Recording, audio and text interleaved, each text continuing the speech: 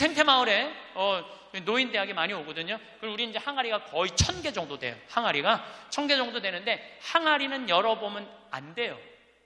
그러니까 이제 노인 할머니 한 분이, 내가 들은 얘기야. 할머니 한 분이 와갖고 그 문을 이렇게 걸어두거든요. 근데 문을 열고 들어가더래. 그 항아리 있는 대로. 그래서 봉사자가 할머니 거기 들어가시면 안 돼요. 들은 척도 안 하고 들어가더래. 거기를. 그러더니 이제 항아리를 하나하나 보더래. 그래서 할머니 그 항아리 열어보면 안 돼. 들은 척도 안 하고 항아리를 고무밴드를 벗기더래.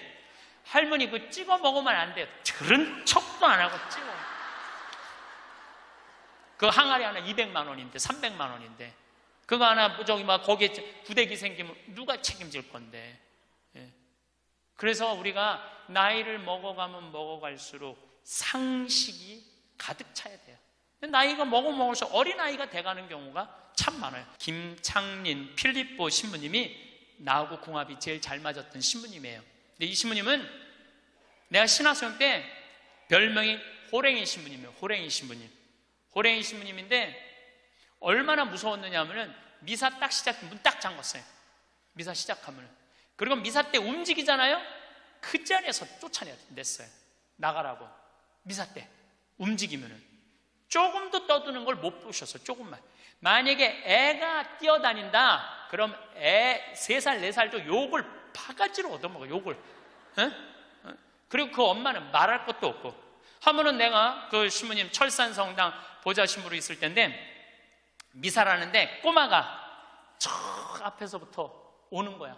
모든 교우들이 얼음이 됐어요. 혼날 거 이제 시작이 되니까. 근데 신부님 딱 미사 다 멈춘 거예요. 얘는 아무것도 모르고 막 3살 4살짜리가 오는 거야. 근데 딱 신부님이 입이 참 북한 분이라 거치세요. 이 애새끼 엄마 누구냐고. 나오라고. 이 거룩한 미사에 이렇게 애새끼를 막 놔두고 이 엄마 나오라고. 근데 진짜 중요한 거는 그 엄마가 끝까지 안 나왔다는 거야. 너무 무서우니까 못 나온 거야. 그래서 누가 데리고 나갔느냐면 미사 봉사자가 데리고 나간 거예요. 그래서 그 엄마 1년 동안 뭐라고 그랬냐면 저거 엄마이길 포기한 인간이라고. 저기 엄마냐고. 내가 40이 돼서 제일 감사한 것 중에 하나가 미운 사람이 하나도 없는 거예요. 그리고 미운 사람이 없다 보니까 마음에 평화를 많이 찾게 되더라고요. 근데 문제는 마음에 안 드는 놈들은 너무 많아. 근데 여러분들 인생 살면서 모든 사람들이 마음에 들 수 있을까요? 그건 불가능해요. 왜 불가능하냐면은 보수가 있고 진보가 있고 또 정치에 관심이 있는 사람이 없고 정치에 관심이 없는 사람이 있고 환경에 관심이 있는 사람이 있고 인권에 관심이 있는 사람이 다 달라. 다 달랐는데 어떻게 나하고 생각이 다르다고 미워할 필요까지 있느냐 이거예요. 그냥 네모난 놈은 네모난 대로, 세모나면 세모난 대로, 동그라면 동그란 대로 인정해주면 돼요. 그리고 제가 40이 들어서 제일 감사한 것 중에 하나가 30대 때는 일일이 다 지적해주고 가르쳐야지 속이 편했는데 40대는 안 그래요. 왜 안 그러느냐면 귀찮아. 그런 거를 일일이 다 신경 쓴다는 것 자체가 귀찮아요. 그런 것까지 신경 쓰고 살 필요가 없는데 뭐하러 그렇게 그 세세한 것까지 관심을 갖고 사느냐 이거예요. 어제는 이제 수원 우리 두 번째 멘토 신부 성당에 가서 강의를 하게 됐는데 오늘 평화방송 한다고 좀 이렇게 마사지를 받으려고 그러는데 마사지 예약한 사람이 까먹고 집에 휴가를 가버렸다고 그러더라고요. 그래갖고 이제 직원을 바깥에서 운전하는 직원을 한 30분 정도 기다리는데 그 성균관대학 수원에 성균관대학이 있는 데인데 그 수많은 젊은 여대생들이 확 지나가더라고요. 그런데 참 슬픈 건지 좋은 건지 모르겠는데 지나만 가지 얼굴이 안 보여. 눈이 이게 침침해 갖고요. 이쁜 여자가 안 보여. 이쁜 여자가. 그것도 한편으로는 참 좋다 그런 생각도 들더라고요. 근데 이제 30분을 내가 길에서 기다리다가 직원이 뭐 때문에 잘못돼갖고 늦게 도착을 했는데 내가 딱 탔는데 우리 직원이 그러는 거예요. 지금 왜 신경질을 안 부리세요? 그러더라고요. 근데 부리고는 싶은데 기운이 없어. 신경질 부릴 기운이 없어. 그래서 나이를 먹는 게 좋은 면도 있구나. 사소한 것에 신경이 점점 멀어지는 참 좋은 것도 있구나, 이런 생각이 들어요. 제가 늘 강의 때 말씀드리지만은 우리가 모든 사람 사랑하기 쉽지 않아요. 근데 문제는 동그란 사람들이야. 마음이 예쁜 사람들은 모든 사람 사랑하려고 그래요. 난 그 사람들이 제일 짜증나는 사람들이에요. 모두 사랑하려고 덤비는 사람들. 예수님은 모두 사랑하라고 그런 적이 없어요. 서로 사랑하라고 그랬죠. 이제 모두 사랑하라고 그랬어요. 여러분도 오늘 이후부터 서로 사랑하세요. 우리 인생에는 궁합이 맞는 사람이 있어요. 이거 아주 중요합니다. 나하고 궁합이 맞는 사람이 있어요. 저는 내 인생에 참 궁합 맞는 사람들이 많은 편인데, 내 인생 가장 궁합 잘 맞았던 분은 2012년에 돌아가신 87세에 돌아가신 김창린 필립보 신부님이 나하고 궁합이 제일 잘 맞았던 신부님이에요. 근데 이 신부님은 참 원칙적인 분이세요. 신앙에 애누리가 없는 분이에요. 그리고 내가 보좌 신부 때 이렇게 보면은 판공성사 이제 한참 하잖아요. 그럼 우리 그때는 신자가 14,000명이었어. 그러면은 고해 성사를 주면은 신부님 고해에 들어가면 혼이 나니까 신부님 고해 손 안 들어가는 거예요. 그 내 고해만 나가보면 막 신부님 없어. 그 신부님 기다리다가 딱 나와갖고 이리 와 소리를 질러요. 그럼 저 끝에 있는 사람들이 어쩔 수 없이 가. 신부님 고해서 들어가면 다시 이쪽에 와서 붙는 거야. 내 쪽에 와서. 그래서 내가 하루에 500명씩 성사를 준 적이 있어요. 하루에 500명씩. 그러니까 그렇게 성사를 많이 줘갖고 나중에는 어떤 보좌 신부 때 어떤 병에 걸렸는지 하도 이걸 많이 하다가 이제 한 번은 문을 열고 고해를 듣는데 대답이 없는 거야. 그래서 왜 고해를 안 하냐고 눈을 떠봤더니 내 침대에서 옆에 창문을 열고 이러고 있더라고요. 창문을 열고. 그렇게 무서운 신부님이었는데 참 편안했어요. 그리고 신부님, 내가 평창의 성 필립보 신부님 본명이 필립보예요. 김창림 필립보. 신부님, 나 생태마을 꾸미고 싶다고. 네가 한다면 내가 도와줄게. 그래갖고 신부님이 30억 평생 북한에서 넘어오고 학비 고생을 많이 하고 신학생들 장학금 한다고 신부님 모아둔 거 30억을 내놓으신 거예요. 근데 신부님이 이제 은퇴를 하셨어요. 마지막 11년 동안 내가 모시고 살았어요. 근데 한 번도 서로 큰 소리 얼굴 붉힌 적이 없어요. 그렇게 무서운 신부님인데 한 번도 얼굴을 붉힌 적이 없어요. 신부님하고 에피소드가 너무 많은데, 신부님이 당신 성구가 서로 사랑하라야 내 성구 액자 너한테 줬는데 어디 있느냐고 2년을 괴롭히더라고요. 2년을. 나는 그런 거 본 적 없다. 이놈 새끼, 내가 너한테 성구 줬는데 네가 내 걸 우습게 한다고 욕을 먹었는데, 나중에 알고 보니까 신부님 그 철산성당 사무실에 있었던 거야. 근데 내가 그것 때문에 황당한 게 아니야. 서로 사랑하라는 성구를 내가 찾아서 우리 지금 생태마을에 걸어놨는데 참 기가 막혀요. 서로 사랑하라 그러는데 이렇게 그 뒤에 배경 그림이 뭔지 아세요? 호랑이 2마리가 서로 끌어안고 있는 거야. 한번 생태마을에 오시면 한번 보세요. 하여튼 호랑이. 그런데도 신부님하고 마지막까지 정말로 아버지 아들같이 잘 지냈어요. 근데 이제 신부님이 2월 15일 날 입원하셨는데 이제 한 3개월 보름 정도 했는데, 월요일 날 돌아가실 것 같아서 우리 주교님들 다 모이고 교구청 신부들 다 모여갖고 돌아가신다고 그러는데, 신부님이 안 돌아가시는 거야. 밤 12시가 돼도. 그러니까 주교님 황신부 있을 거지, 우리 각계 교구청의 신부들 우리 각계 다 가고, 나만 있는. 돌아가시는 언제 돌아가시나 보는데 새벽 3시까지도 안 돌아가시네. 나는 다음날 강의 있는데 라고 신부님, 하여튼 나 지금 바빠서 간다고 갔는데, 이틀 지났는데 느낌이 이상해. 그래서 부관장 신부한테, 야, 네가 나머지 다 해라. 나 아무래도 신부님 돌아가실 것 같다. 그래서 이제 수원 빈센트 병원에 왔어요. 딱 왔는데 신부님이 이틀 동안 혼수 상태에 계시더라고. 그래서 내가 신부님 귀에다가 이렇게 말했어요. 신부님, 이제 가셔라. 신부님 힘든데 신부님도 가셔야지. 신부님도 편안하고 나도 힘들어 죽겠다 왔다 갔다.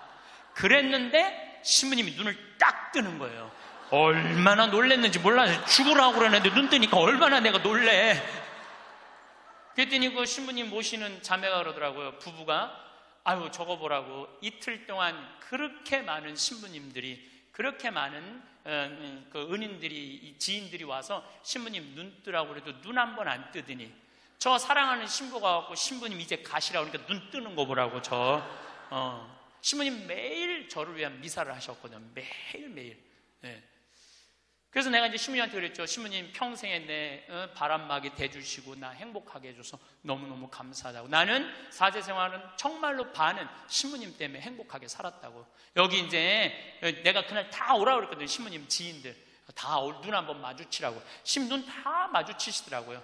그러더니 나하고 딱 눈을 마주치시면서 돌아가시더라고요. 그래서 신부님이 내 품에서 돌아가셨어. 그러니까 신부님은 나하고 궁합이 맞은 거죠. 그래서 난 그분하고 평생 참 행복하게 살았어요. 여러분들도 마찬가지예요. 여러분들하고 궁합이 맞는 사람이 있어. 근데 이 동그란 사람 얘기, 이제 뭐 내가 옛날에 화가 나십니까에도 말씀드렸지만, 동그란 사람들은 뭐가 있냐면 예수님 사랑하는 마음이 이쁘니까 남 상처 주는 걸 못해. 왜냐하면 예수님한테 미안하니까. 남 상처 주는 걸 못하는 거야. 동그란 사람이 대림절 맞이하고 예수님 성탄 맞이하고 빠마를 탁 했는데 삐죽한 놈이 와서 한마디 해요. 빠마를 왜 그렇게 했어? 얼굴이 떡판 같잖아. 그러면 동그란 사람은요 가슴에서 피가 떨어져요. 안 그래도 얼굴 둥글럽적해갖고 스트레스 받는데 떡판이라고 그러면 얼마나 상처를 입어요. 그런데도 동그란 사람은 그 삐죽한 사람한테 싫은 소리 못해요. 기껏 hen대는 소리가, 그러게 이번에 하다가 보니까 이렇게 나왔네. 다음에 내가 잘할게. 뭘 잘못했다고 다음에 잘한대. 그리고 어디 가서 우느냐면 성당 가서 운다니까요. 여기 있는 분들 많아. 그런 분들, 동그란 분들 많아. 맨날 울면서 상처 입고. 그래서 동그란 사람들 보면 여기에 구멍이 뽕뽕뽕뽕 나인 사람 많아요, 보면은. 그래서 동그란 사람들이랑 상담을 해보면은요, 정말로 겉보기는 예쁜데 상처는 다 받은 사람 많아. 그러니까 동그란 사람은 삐죽한 놈 만나면 안 돼요. 삐죽한 놈은 누구 만나게 해주면 되냐면 별난 놈 만나게. 별난. 찔러도 안 찔리는. 파마를 왜 그렇게 해서 얼굴 떡판 같잖아. 그럼 별난 사람은 뭐라고 그러느냐면은 너나 잘하고 다녀, 너나 남 챙겨내지 말고. 그럼 이 사람 상처 안 입어요. 상처 안 입는데 동그란 사람들이 상처를 입는다니까. 그래서 여러분들은 지금 50, 60 되신 분들, 여러분들 앞으로도 50년, 60년 인생 더 살아야 돼요. 미운 사람이랑 뭐하러 힘들게 가요? 내가 마음에 드는 사람, 좋은 사람이랑 가셔야죠. 그래서 오늘 이후부터, 아까도 제가 멘토 얘기했지만은 우리가 멘토를 잘 만나야 돼요. 그래서 저는 막 보면은 성격 까칠한 사람들 가능한 한 안 만나요. 연락도 안 하고. 내가 좋은 사람들은 난 연락 많이 해요. 전화도 많이 하고 밥도 자주 먹고 참 좋은 것 같아. 우리 나한테 생태마을 꿈이라고 100억 주고, 잠비아에 100억 준 우리 83살 된 우리 은인한, 저는 한 달에 한 번 전화해서 꼭 같이 밥 먹어요. 우리 어머니 아버지도 한 달에 한 번 꼭 같이 밥 먹고. 내가 좋은 사람만 난 전화해서 밥 먹어. 굳이 삐죽한 애 전화해갖고 내가 예수 그리스도 이름으로 저 사람을 사랑하고야 말리라, 난 안 그런다 이거야. 그래서 40 부록이 되면서 유혹도 흔들림도 의심도 별로 없어진 것에 대해서 너무너무 감사하다는 거죠. 50이 지천명이야. 50이 지천명. 50이 되면은 뭐 해야 되느냐면 하늘의 뜻을 아는 나이야. 49까지는 세상에 관심이 많았다면 50부터는 어디에 관심이 많아야 돼? 하늘나라에 관심이 많아야 돼. 여러분들은 49까지는 세상에 속해서 살았어. 세상 일 많이 하고 살았어요. 그럼 50부터는 이제 내가 이제 어디 갈 거야? 하늘나라 갈 거 아니야 이제? 이제는 갈 날이 점점 다가오잖아요. 30대 때는 하느님의 이름을 빌려서 내일을 했어요. 30대 때는 어땠냐, 뭐가 진행이 안 되면 성질을 있는 대로 부렸어요. 30대 때는. 근데 요즘은 막 일이 진행이 안 되잖아요. 그럼 딱 내려놔요. 그리고 이렇게 말합니다. 당신이 원하는 게 아니네. 그거 딱 내려놔요. 당신이 원하는 일이면, 하느님 당신이 원하는 일이면 되겠지. 제가 작년에 잠비아에 가갖고 간호대학 수도된 걸 보고, 저 사는 맛 사는 멋 삶겨 앉기 책 파는 거 2억 인쇄 내놨다고 그랬잖아요. 그래갖고 교우들한테 1,000만 원씩 30명만 도와달라고 그랬잖아요. 그런데 2월 달에 방송에 나갔는데 4월 마지막 주에 2억 8천이 모인 거야. 2달 만에 2억 8천이. 내가 한번 모금도 나간 적이 없는데 다 전화해서 마지막 토요일에 내가 하느님한테 이렇게 기도했어요. 하느님, 왜 2천만 원이 비냐고. 진짜 그렇게 기도했어요. 진짜. 아니 내가 2억을 내놨으면 당신 3억 내놔야 될 거 아니냐고 그렇게 기도를 했는데 그날 저녁에 종교도 다른 할머니가 나한테 전화했어요. 신부님, 당신이 기도를 하는 중에 내가 돈이 필요할 것 같아갖고 2천만 원 보냈다는 거예요. 2천만 원. 나는 기쁘지 않았어요. 기쁘지 않았어. 왜 기쁘지 않았냐면 너무 놀랐어요. 하느님이 다 듣고 하느님 왜 2천만 원이 비냐고 그랬더니 그 저녁에 2천만 원을 채워주셨으니 여러분들 기쁠 것 같아요? 무서울 것 같아요? 무섭죠. 와. 그래서 예수님이 너희들 많은 말 하지 말아라. 아버지가 너희가 필요한 것을 다 알고 계신다. 그래서 내가 기도를 안 한다니까요. 내가 기도를 안 해요. 내가 잠비아에 농업대학 세울까? 그랬더니 100억 갖다 줬잖아요. 그래갖고 농업대학 부지가 필요한데 그랬더니 1000만 평 대통령이 줬잖아요. 어떻게 기도를 해? 생각만 해도 하느님이 이렇게 쏟아주는데 기도까지 해주면 나는 죽어. 이거 기도까지. 근데 나는 어떤 믿음이 있느냐 하면 지천명 하늘의 뜻을 알아요. 하느님이 원하는 일이면 된다. 네. 그리고 이제 잠비아에 제가 이제 4년을 다니면서 돈도 많이 이제 그 신학교 잠비아를 쭉 다녔는데 내가 너무너무 놀란 거는 잠비아의 신자가 500만 명이에요. 그리고 내가 다니고 있는 은돌라 교구는 신자가 100만 명이야. 100만 명. 근데 신학교가 없는 거야. 잠비아 신학생은 지금 480명이 있대요. 근데 기숙사가 없는 거야. 1, 2학년이 철학과 이렇게 다니고 이상하게 하여튼 신학 과정이 있더라고. 그래서 은돌라 교구의 반달 주교님께서 나한테 요청이 왔어요. 우리 여기 잠비아에 신학교를 좀 줘달라고. 근데 그 신학교 짓는 거 어렵잖아. 땅 이미 1000만 평 있고 10억이면 신학교 짓거든요. 10억이면 벌써 100억 기증 받았고 나는 농업대학만 할 생각을 했지 그 신학교 줘줄 생각을 안 했거든요. 근데 생각해보니까 이거 신학교 짓는 거 이게 정말로 의미 있는 일이구나. 이게 누구의 뜻이냐? 1000명이라는 거야. 하느님의 뜻이구나. 그래서 요즘 이제 신학교를 이제 설계를 다 끝냈어요. 신학교 설계도 다 끝났어. 그래갖고 짓는데 이제 반달 주교님이 지난 10월 달에 한국에 들어오셨어요.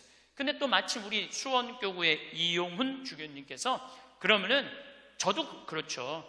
우리 수원교구 주교님 이름으로 책임지고 끝까지 져주기로 두 주교님께서 사인을 딱 했어. 내가 그걸 보면서 그래 하느님이 이렇게 역사하시는구나 그런 걸 느끼면서 내 일을 하는 게 아니라 이제 누구 일을 해? 하느님의 일을 해. 하느님의 일을 하니까 내가 책임질 필요 있어요 없어요? 없어. 누가 책임져야 돼? 하느님이 책임져야 돼. 그야말로 내 기도는 배째라야. 줄래면 주고 말래면 말아라. 그런데 잠비아에 이번에 미국 교우들이 20명이 따라왔어요. 그런데 참 그 사연이 기가 막히더라고요. 딸이 수의학과 다니다가 교통사고로 죽은 거야. 보나라는 아이인데 24살인가 6살에. 근데 그 딸 생일날 잠비아에서 보나 샘이라고 샘을 판 거예요. 근데 그분들이 그 주교님을 만나더니 우리도 잠비아에 신학교 짓는데 자기네들이 가능한 한 100만 달러 다 모아보겠다는 거예요. 이게 그러니까 내가 그런 일을 저지르는 게 아니라 하느님이 알아서 하는 거야. 나는 뭐만 해? 심부름만 하는 거야. 또한 아버지 앞에 나와 봉사하게 하시니 감사하나이다. 여러분들 여기 50 되신 분들, 50 넘으신 분들 아직도 세상 것에 연연하고 매달린다면 언제 1000명 하늘의 뜻을 알 거예요. 이제 이 세상 돌아가는 삼라만상 이치 다 할 나이 아니에요. 50이 되면은. 그렇다면은 내가 이 세상에서 하나라도 더 가지고 끝나는 게 아니고 이 세상에서 하느님 보시기 좋은 일을 하고 가는 게 중요하다는 거예요. 욕심을 버리시면은요 여러분들 마음 안에 기쁨이 있어. 62순이라고 해. 62순. 이순이라는 건 뭐냐면 60이 되면 귀가 편안해야 되는 나이예요. 60. 화가 나지 말아야 돼. 누가 내 욕을 해도 화가 나지 말아야 돼. 근데 60대 분들 막 누가 내 욕을 해. 그럼 뭐라 그래? 나를 내가 산전수전 다 겪었는데 날 뭘로 보고 내 욕을 해? 내가 이놈을 뻔때를 보여주리라. 이때부터는 나이를 헛먹는 거예요. 누가 내 욕을 해도 화가 나지 말아야 돼. 내 커피숍 하는 친구가 있어. 이 친구가 해준 얘기예요. 무슨 얘기냐면은 1시에 자기 커피숍에 60 먹은 아줌마 10명이 들어오더래요. 그래갖고 야, 커피 한 잔이 6,000원, 7,000원이니까 한 7만원 버나 보다. 근데 아줌마들이 딱 들어와서 한다는 소리가 우리가 지금 개모임을 해갖고 밥을 많이 먹어갖고 패가 불러서 3잔만 시키겠다고. 3잔만 시키겠다고. 3잔만 시키더래요. 10명이 상 3개 딱 차려 해갖고. 그랬더니 요즘 리필이 다 되잖아요. 한참 먹더니 또 있더니 와서 리필해달라고 그러더래. 리필. 또 그 큰 컵에다 리필을 다 해준 거야. 그랬더니 다시 오더니 그러더래요. 이거 우리 귀양 리필해준 거 우리 나눠 먹게 잔 좀 더 달라고. 그래갖고 1시부터 3시까지 10명이 3잔 시켜서 온갖 수다 그냥 다 박장대소 하고 막 깔깔거리면서 3잔 값을 내고 나가더래요. 너무 가슴이 아프더래요. 왜냐하면은 전기세도 있고 자리세도 있고 월세도 내야 되는데 저 아줌마들 10명이 들어와서 3잔만 시켜서 먹고 나가 얼마나 가슴이 아픈지 몰라요. 여러분들 돈이 없으면은 막심 골드 그 150원이야. 스틱 커피 그거 10개 사면 1,500원이야. 그럼 보온병 사다가 종이컵 사다가 종이컵 안 되지만은 그냥 그 앞에 공원이거든. 그거 먹으면 되지. 왜 그 남의 상처를 이걸 뭐라고 하냐면은 나이값도 못한다고 그러는 거예요. 늙으려면 어떻게 늙어? 곱게 늙어. 늙으려면 곱게 늙어야 돼.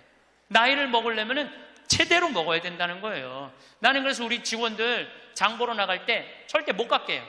돈 못 깎게.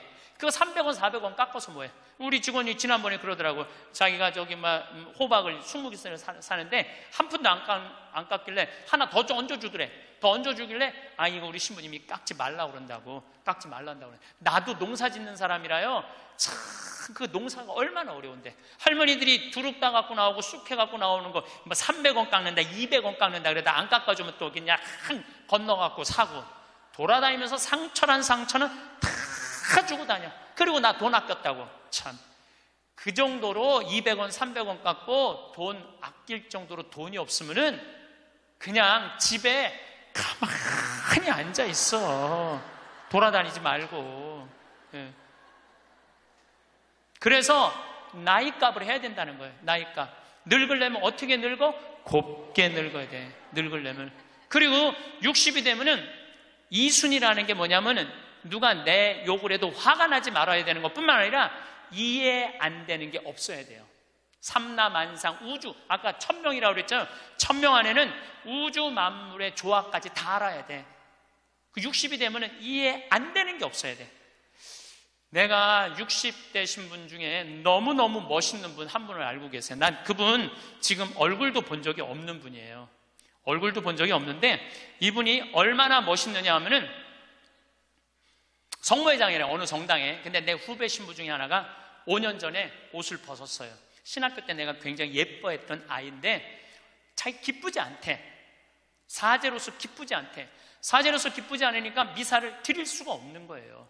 그거 여자 문제보다도 더 고통스러운 거예요. 내가 사제로서 기쁘지 않아. 그래서 나는 더 이상 제사를 드릴 수 없다. 그래서 옷을 벗고 나간 거야. 이 신부님 혼자 쭉 사는 거죠. 근데 그 본당 신부였을 때 성모회장님이었대. 성모회장님이었는데 이 신부님이 5년 동안 혼자 사는 걸 알고 딸이 36인가 37이래. 딸한테 그랬대요. 너 그 신부님 알지? 알고 있대. 근데 그 신부 옷 벗은 거 알지? 알고 있대. 근데 너 지금 시집도 안 가고 혼자 사니? 이렇게 허송 세월 보내지 말고 신부님 외롭고 힘든데 너 신부님한테 시집이나 가서 밥도 해주고 빨래도 해주고 의지가지 하면 어떻겠느냐? 그 성모회장님이 남편도 설득했대. 당신 저 본당 신부님 있을 때 저런 사이 하나 있으면 좋겠다고 그러지 않았느냐고. 저 사이 사모면 되지 않겠느냐고 남편도 설득하고 남편도 좋다고 그랬대. 그래갖고 이번 3월 신부님한테 찾아간 거야. 내 딸 줄 테니까 신부님 혼자 외롭게 살지 말고 내 딸 이제 데리고 같이 살았으면 좋겠다고. 그래서 이번 3월 달에 결혼을 시킨 거야. 60이 되려면 그 정도는 돼야지. 60이 되려면 그 정도는 돼야지. 신부님도 옷 벗고 나가면 내가 저 신부님 더럽다고, 저 신부님 저럴 수 있느냐고, 내가 그렇게 안 봤는데 욕이나 하고 돌이나 던지고, 그건 나이를 헛먹는 거예요. 그 신부는 얼마나 힘들었겠어, 인생 살면서. 자기 맞지도 않는 옷 입고, 이러지도 못하고 저러지도 못하고, 부모님 상처 줄까봐 옷도 못 벗고, 얼마나 힘들겠어. 그 정도 이해는 돼야지. 60이 돼갖고 옷 벗고 나가면 나는 이해가 안 되네. 저 신부님 왜 옷을 벗고 나갔을까? 그래서 60이라는 건요, 정말 아름답기 시작한 나이예요. 저는 60된 여자친구들이 많아요. 진짜로. 근데 60된 분들하고 이렇게 대하면 참 편안해요. 30대, 40대 이 여자들은 불편해. 불편해. 근데 60만 되면은 아주 편안해. 그리고 60이라고 얼굴이 못생긴 것도 아니야. 이뻐 다.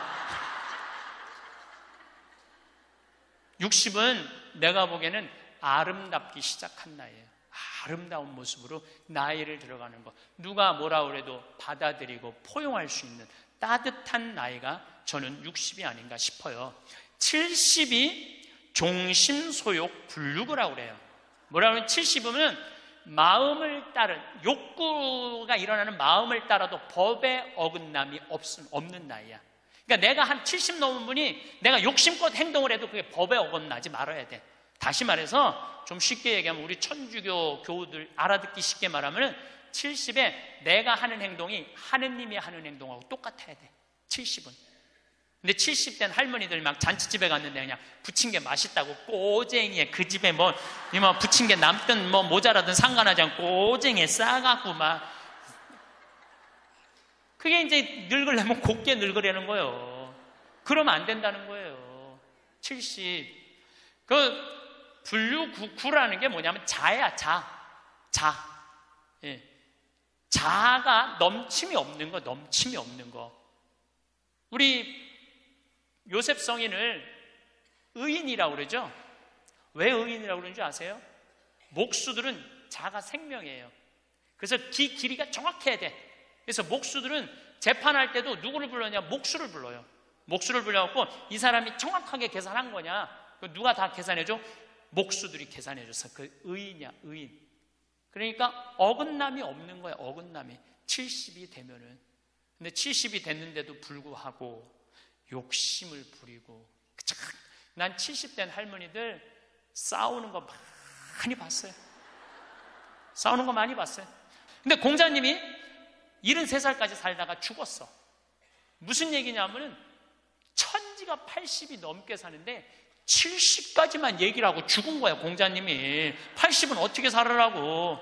그래서 내가 80을 내가 생각을 해봤어요. 80은 뭐 해야 되는 나이냐면은 생생지심의 나이예요.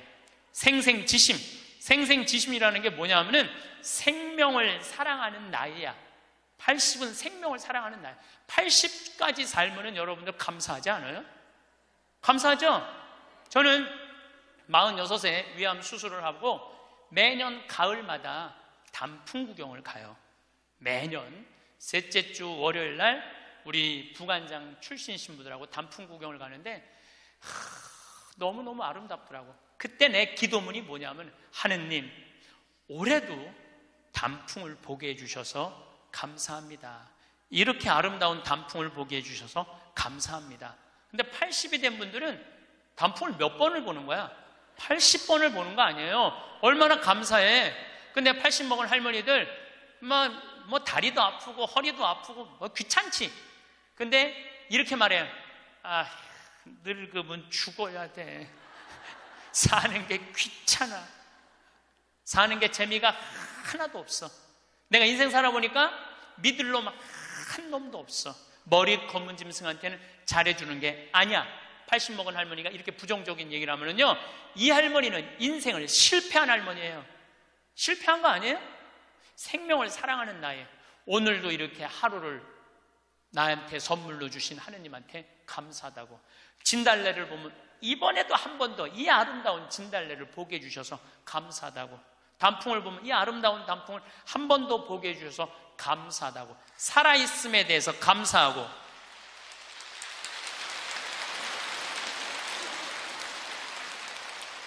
생명에 대해서 사랑하는 마음. 예. 저는 우리 요즘 대리임 때 우리 직원들 마니또를 해요. 작년에 느닷없이 마니또를 하자고 그러더라고요. 그래서 이제 쭉 뽑았어. 우리 직원이 40명인데 나는 이제 60먹은 형제가 뽑혔어요. 근데 한 달 동안 그 형제만을 위해서 기도한다는 게 좀 그렇더라고요. 왜냐하면 내가 40명의 목자인데, 그래서 내가 매일 한 명씩 이름을 부어서 묵주기도 5단을 해줬어요. 나는 어떤 신념이 있느냐면 하루에 묵주기도 기도 5단 이상 하면 안 된다는 신념이 있어요. 5단도 힘들어 죽겠는데 막 20단 30단 하는 사람들 보면은 놀라워. 뭐 한다고 20단 30단씩이나 해. 하루에 5단 이상 하면 안 된다는 신념이 있어요. 그런데 날짜는 30일인데 직원은 40명이잖아요.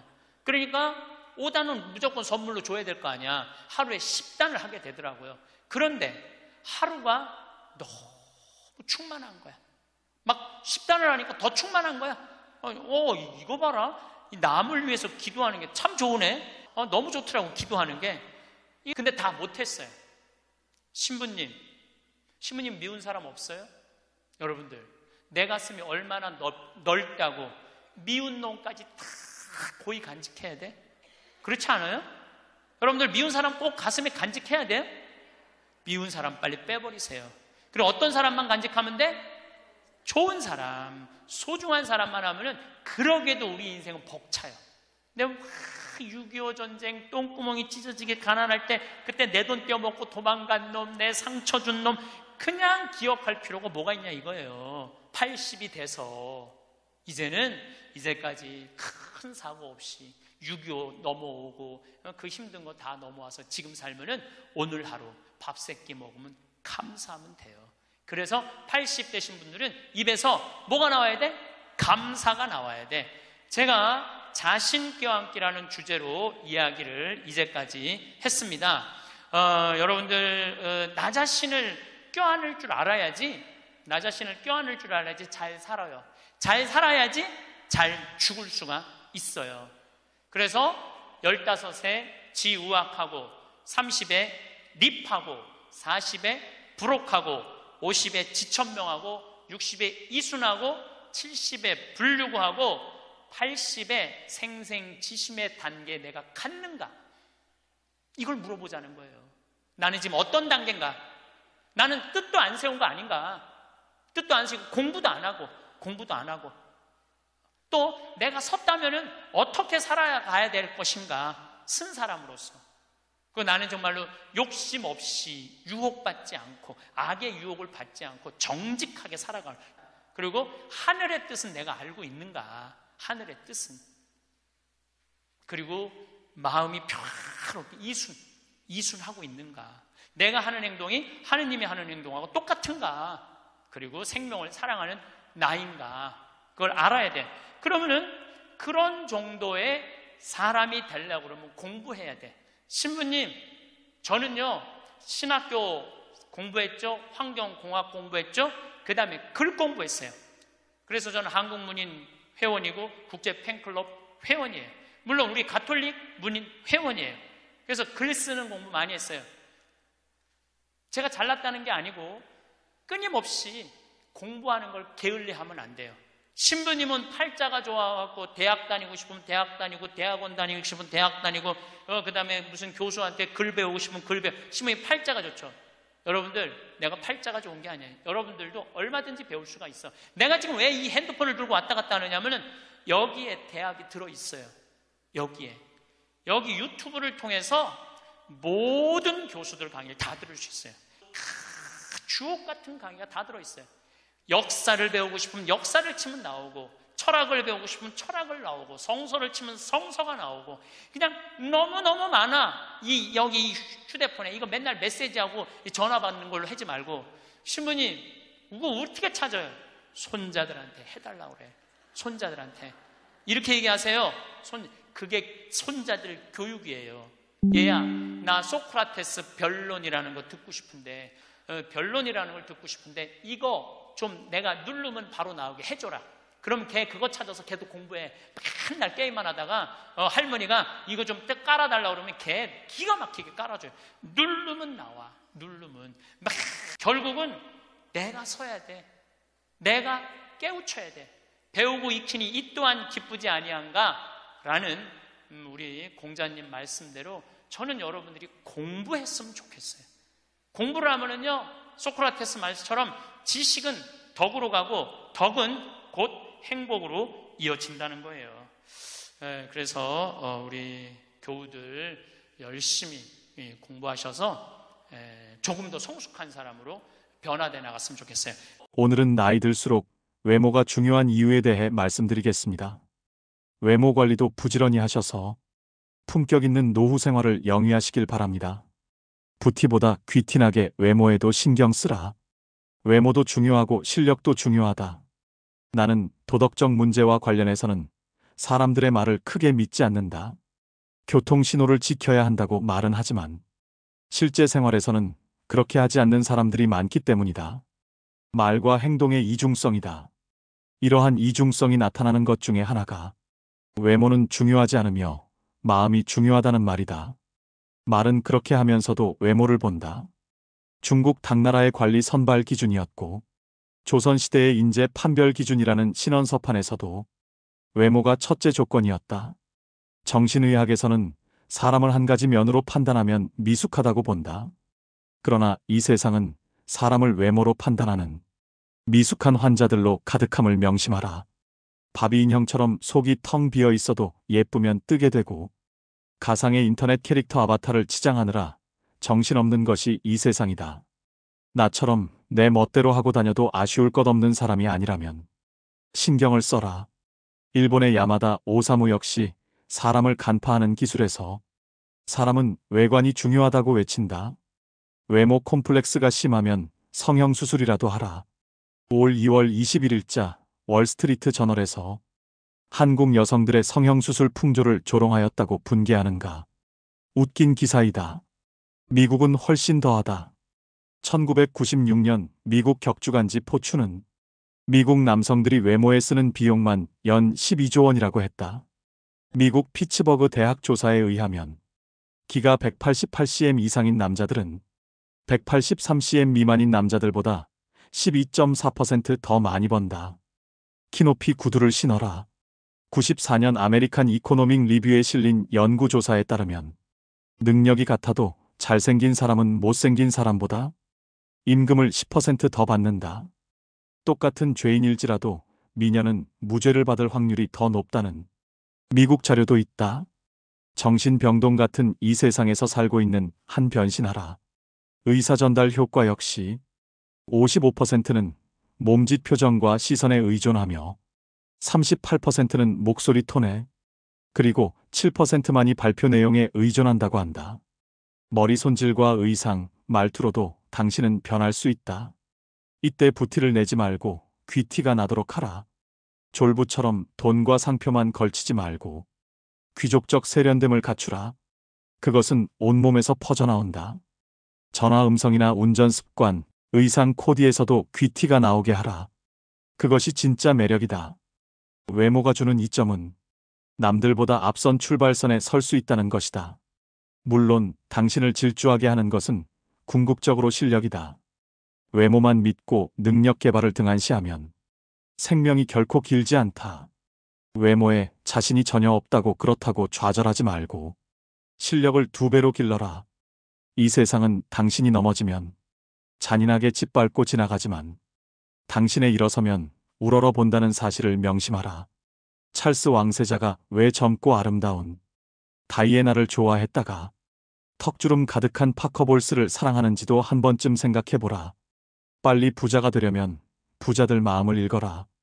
부자가 원하는 것을 알아라. 부자가 된다는 것은 다른 사람들의 주머니에 있는 돈이 그들의 자발적 의사로 당신 주머니 속으로 들어와 쌓인다는 뜻이다. 만약 흉기를 들면 강도가 되는 것이고 속임수를 쓰면 사기꾼이 되며 연고에 호소하면 상대와의 친분을 이용하는 것이 된다. 시인 김용택은 세상의 길가에서 내 가난함으로 세상의 어딘가에서 누군가가 배부릅니다 하고 노래했지만 내 생각은 다르다. 내가 부자가 된다고 해서 가난한 사람들이 늘어나지는 않는다. 강도 사기, 연고, 판매처럼 다른 사람에게 손해를 끼치면서 돈을 모으는 방식으로는 결코 큰 돈을 모을 수 없기 때문이다. 사람들이 기쁜 마음으로 당신에게 지불하도록 만들어야만 부자가 된다. 어떤 나라에서든 20%도 안 되는 부자들이 80%의 돈을 소유하고 있다.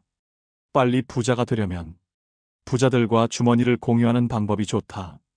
부자들이 흔쾌하게 당신에게 지불하고 싶어 한다면 당신은 훨씬 쉽게 부자가 될 수 있지 않을까? 어떤 사람들은 가난하고 무지한 사람들을 노린다.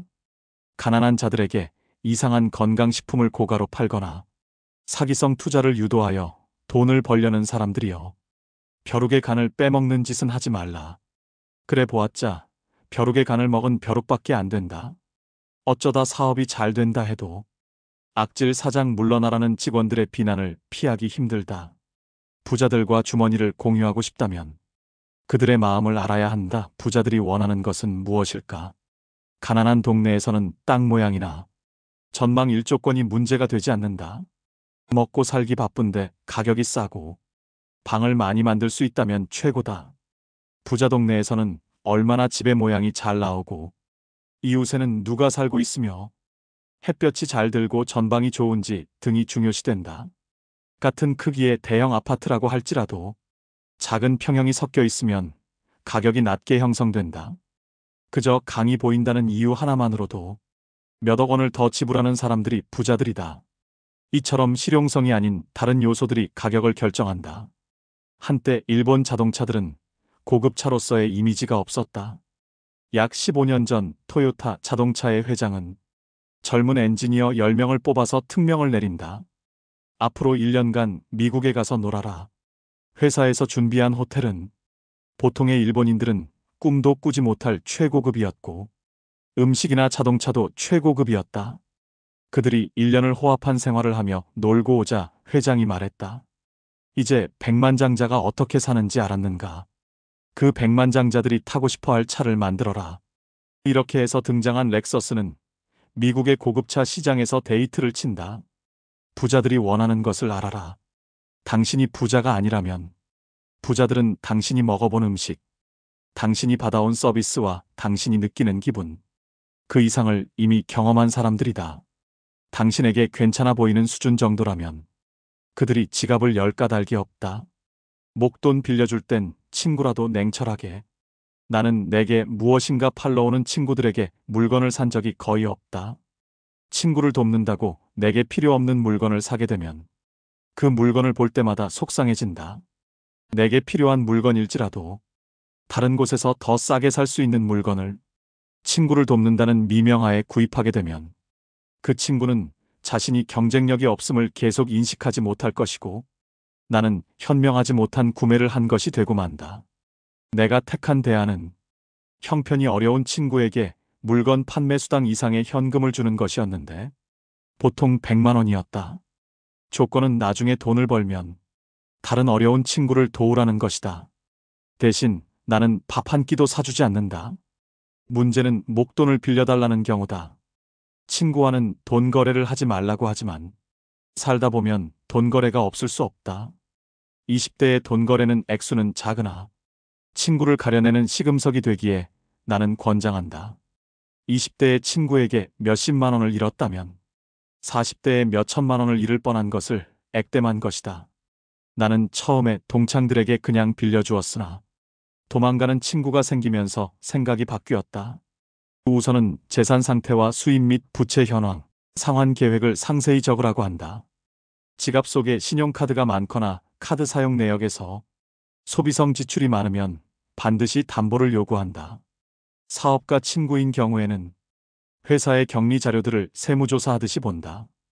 경영에 약간의 문제라도 보이면 담보를 받는다. 새로 사업을 하는 친구인 경우에는 그의 성격을 생각한다. 사채놀이는 안 하지만 은행이자 수준은 요구하며 그 이자로 같이 한잔하기도 한다.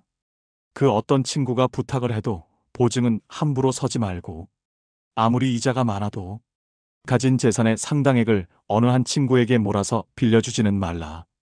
그 친구 때문에 당신 가족이 눈물을 흘리게 될 수도 있다. 전문직에 종사하는 친구들이 목돈을 빌려달라는 경우는 조심하라. 그들이 갑자기 떼돈을 벌어 목돈을 갚을 수 있게 될 확률은 낮다.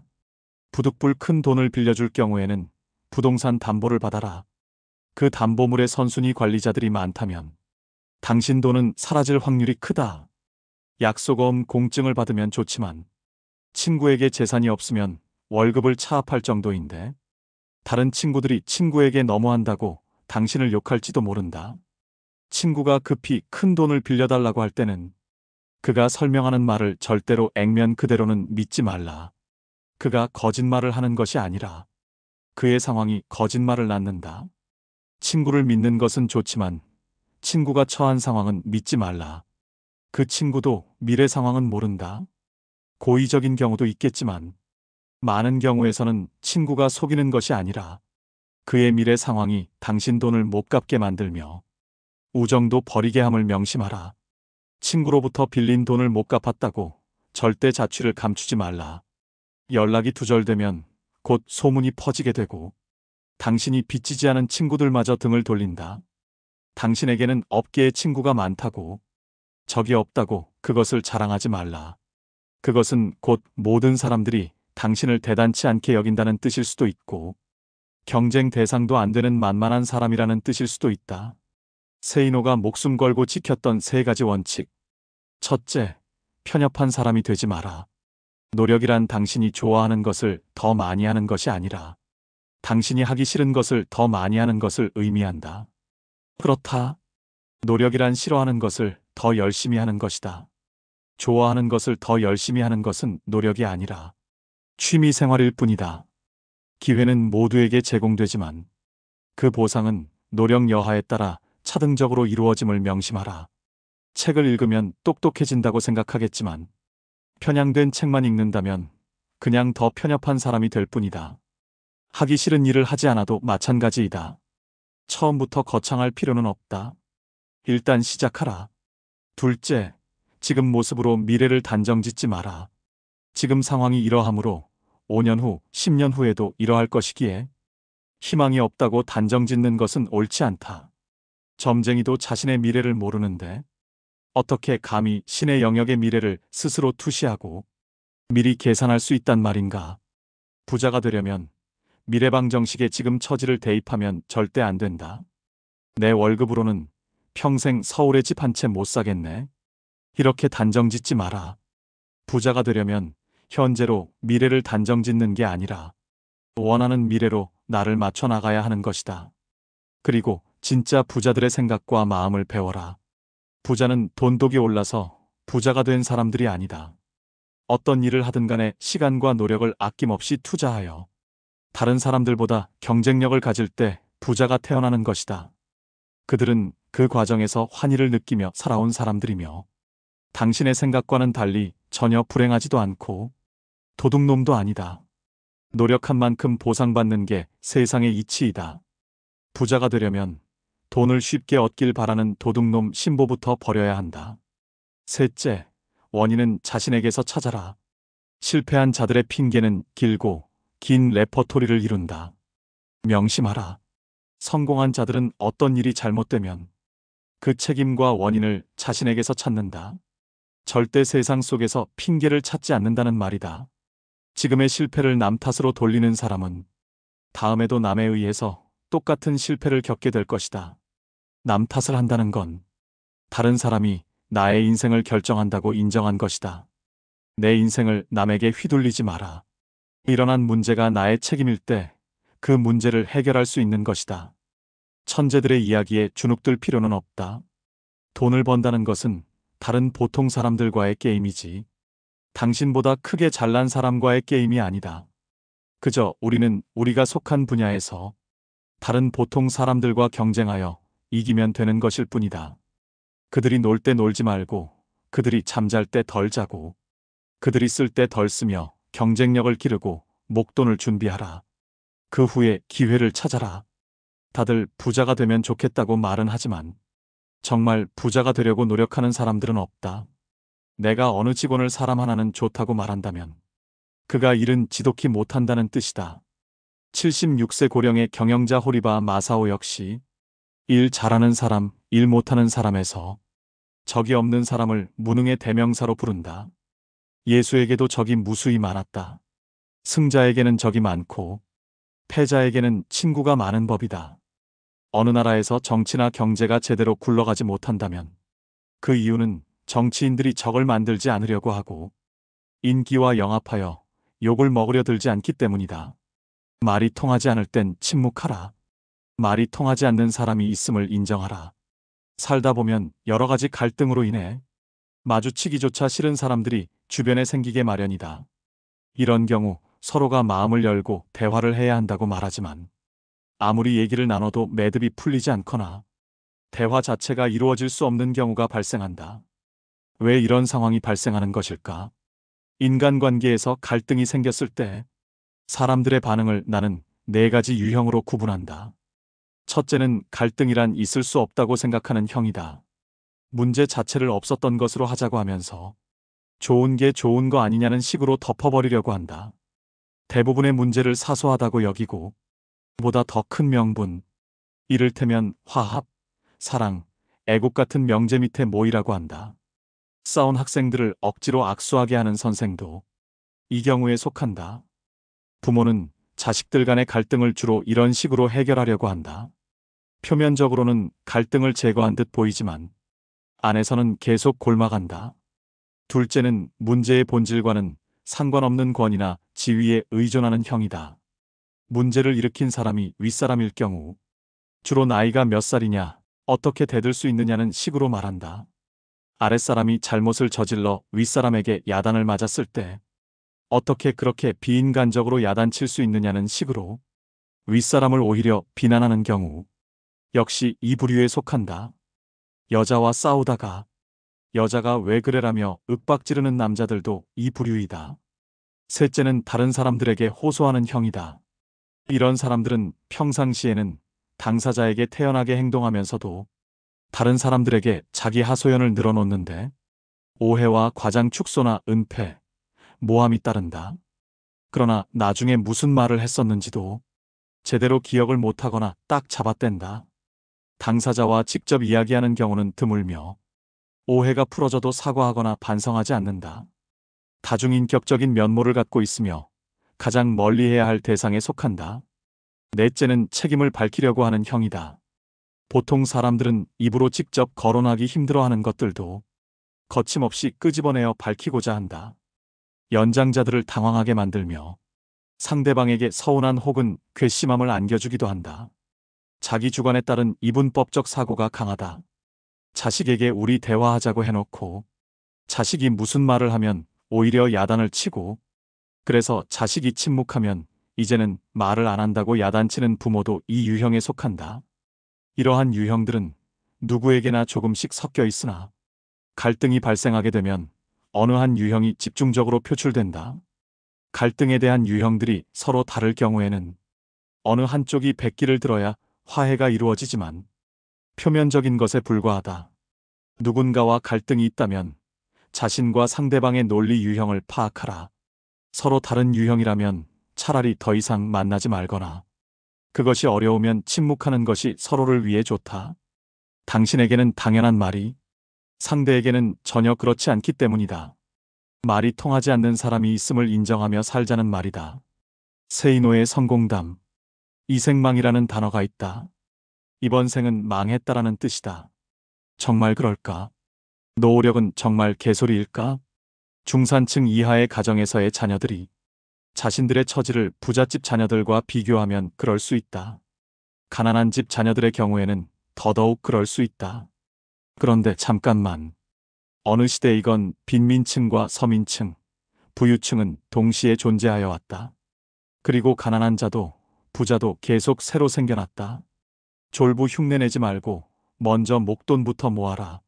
그리고 지식을 배양하라. 동아일보 지면에 세이노의 부자 아빠 만들기 칼럼을 연재하고 있는 세이노 씨는 그 자신을 학력도 남다르지 않고 머리도 좋지 않은 아주 평범한 사람이라고 말한다. 그래도 엄청난 부자가 되었다.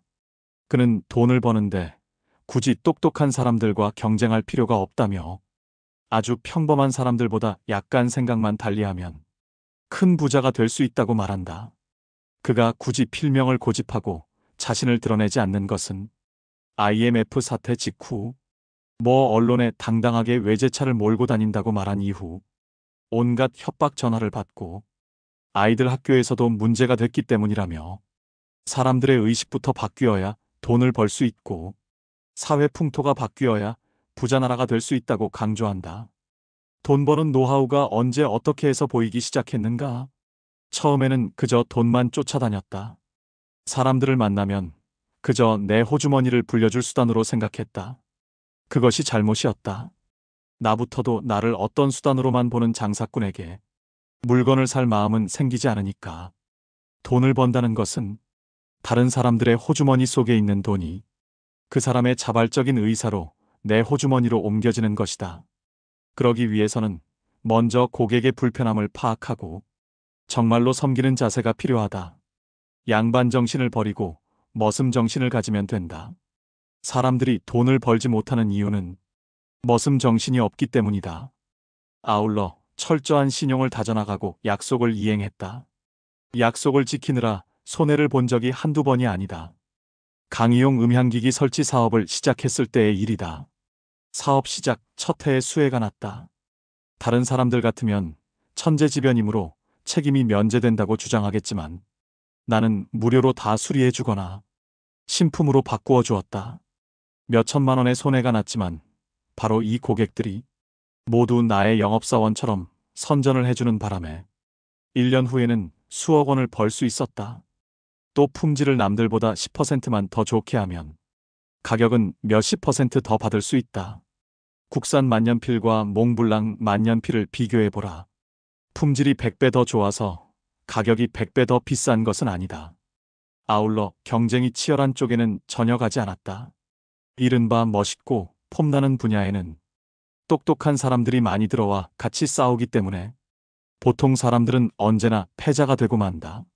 그러나 경쟁이 약한 분야에 가게 되면 그저 나 같은 보통 사람들이 들어오는 경우가 많으므로 그들보다 조금만 노력하면 이길 수 있었다.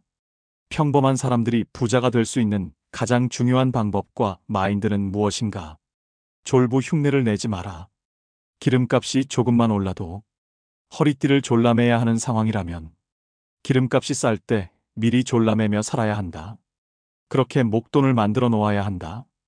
전쟁이 났다고 생각하고 철저하게 생존 능력을 배양해라. 결국은 지식을 배양해야 한다. 고민이 있다면 10분 이상 하지 마라. 어떤 고민도 사실상 10분 이상 하지 못한다. 그런데도 많은 사람들이 걱정에 빠져 산다. 오로지 문제 해결 방안만 찾아라. 부자가 되는 것은 천재들이 아니라 바로 다른 보통 사람들과 경쟁하는 것임을 잊지 마라. 미리 겁먹을 필요가 없다. 부자. 내가 지금 욕하는 사람이 미래의 내가 되지 않기 위해 노력했다. 큰 부자들은 사기를 치거나 속이지 않는다. 이는 작은 부자들이나 하는 짓이다. 부자들이 그런 모습으로 비치는 것은 나쁜 놈들만 뉴스에 나오기 때문이다.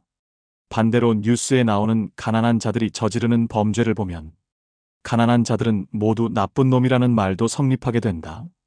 언론에 나오는 부자들과 실제 큰 부자들은 다르다. 부자 2세들은 두 가지 유형이 있다. 첫 번째 유형은 그냥 흥청망청 쓰며 물려받은 사업이나 돈을 말아먹는 유형이다. 두 번째 유형은 1세의 재산을 손을 대지 않고 물려받은 만큼 물려주려는 이들이다. 이런 사람들은 근검절약하며 돈을 아껴 쓴다. 물려받은 재산을 돈으로 환산하여 원금에는 손을 대지 않는 자존심을 가진 사람들이다. 솔직히 부자는 감탄이 줄어들 수 있다. 이제 웬만해서는 감동을 받지 못한다.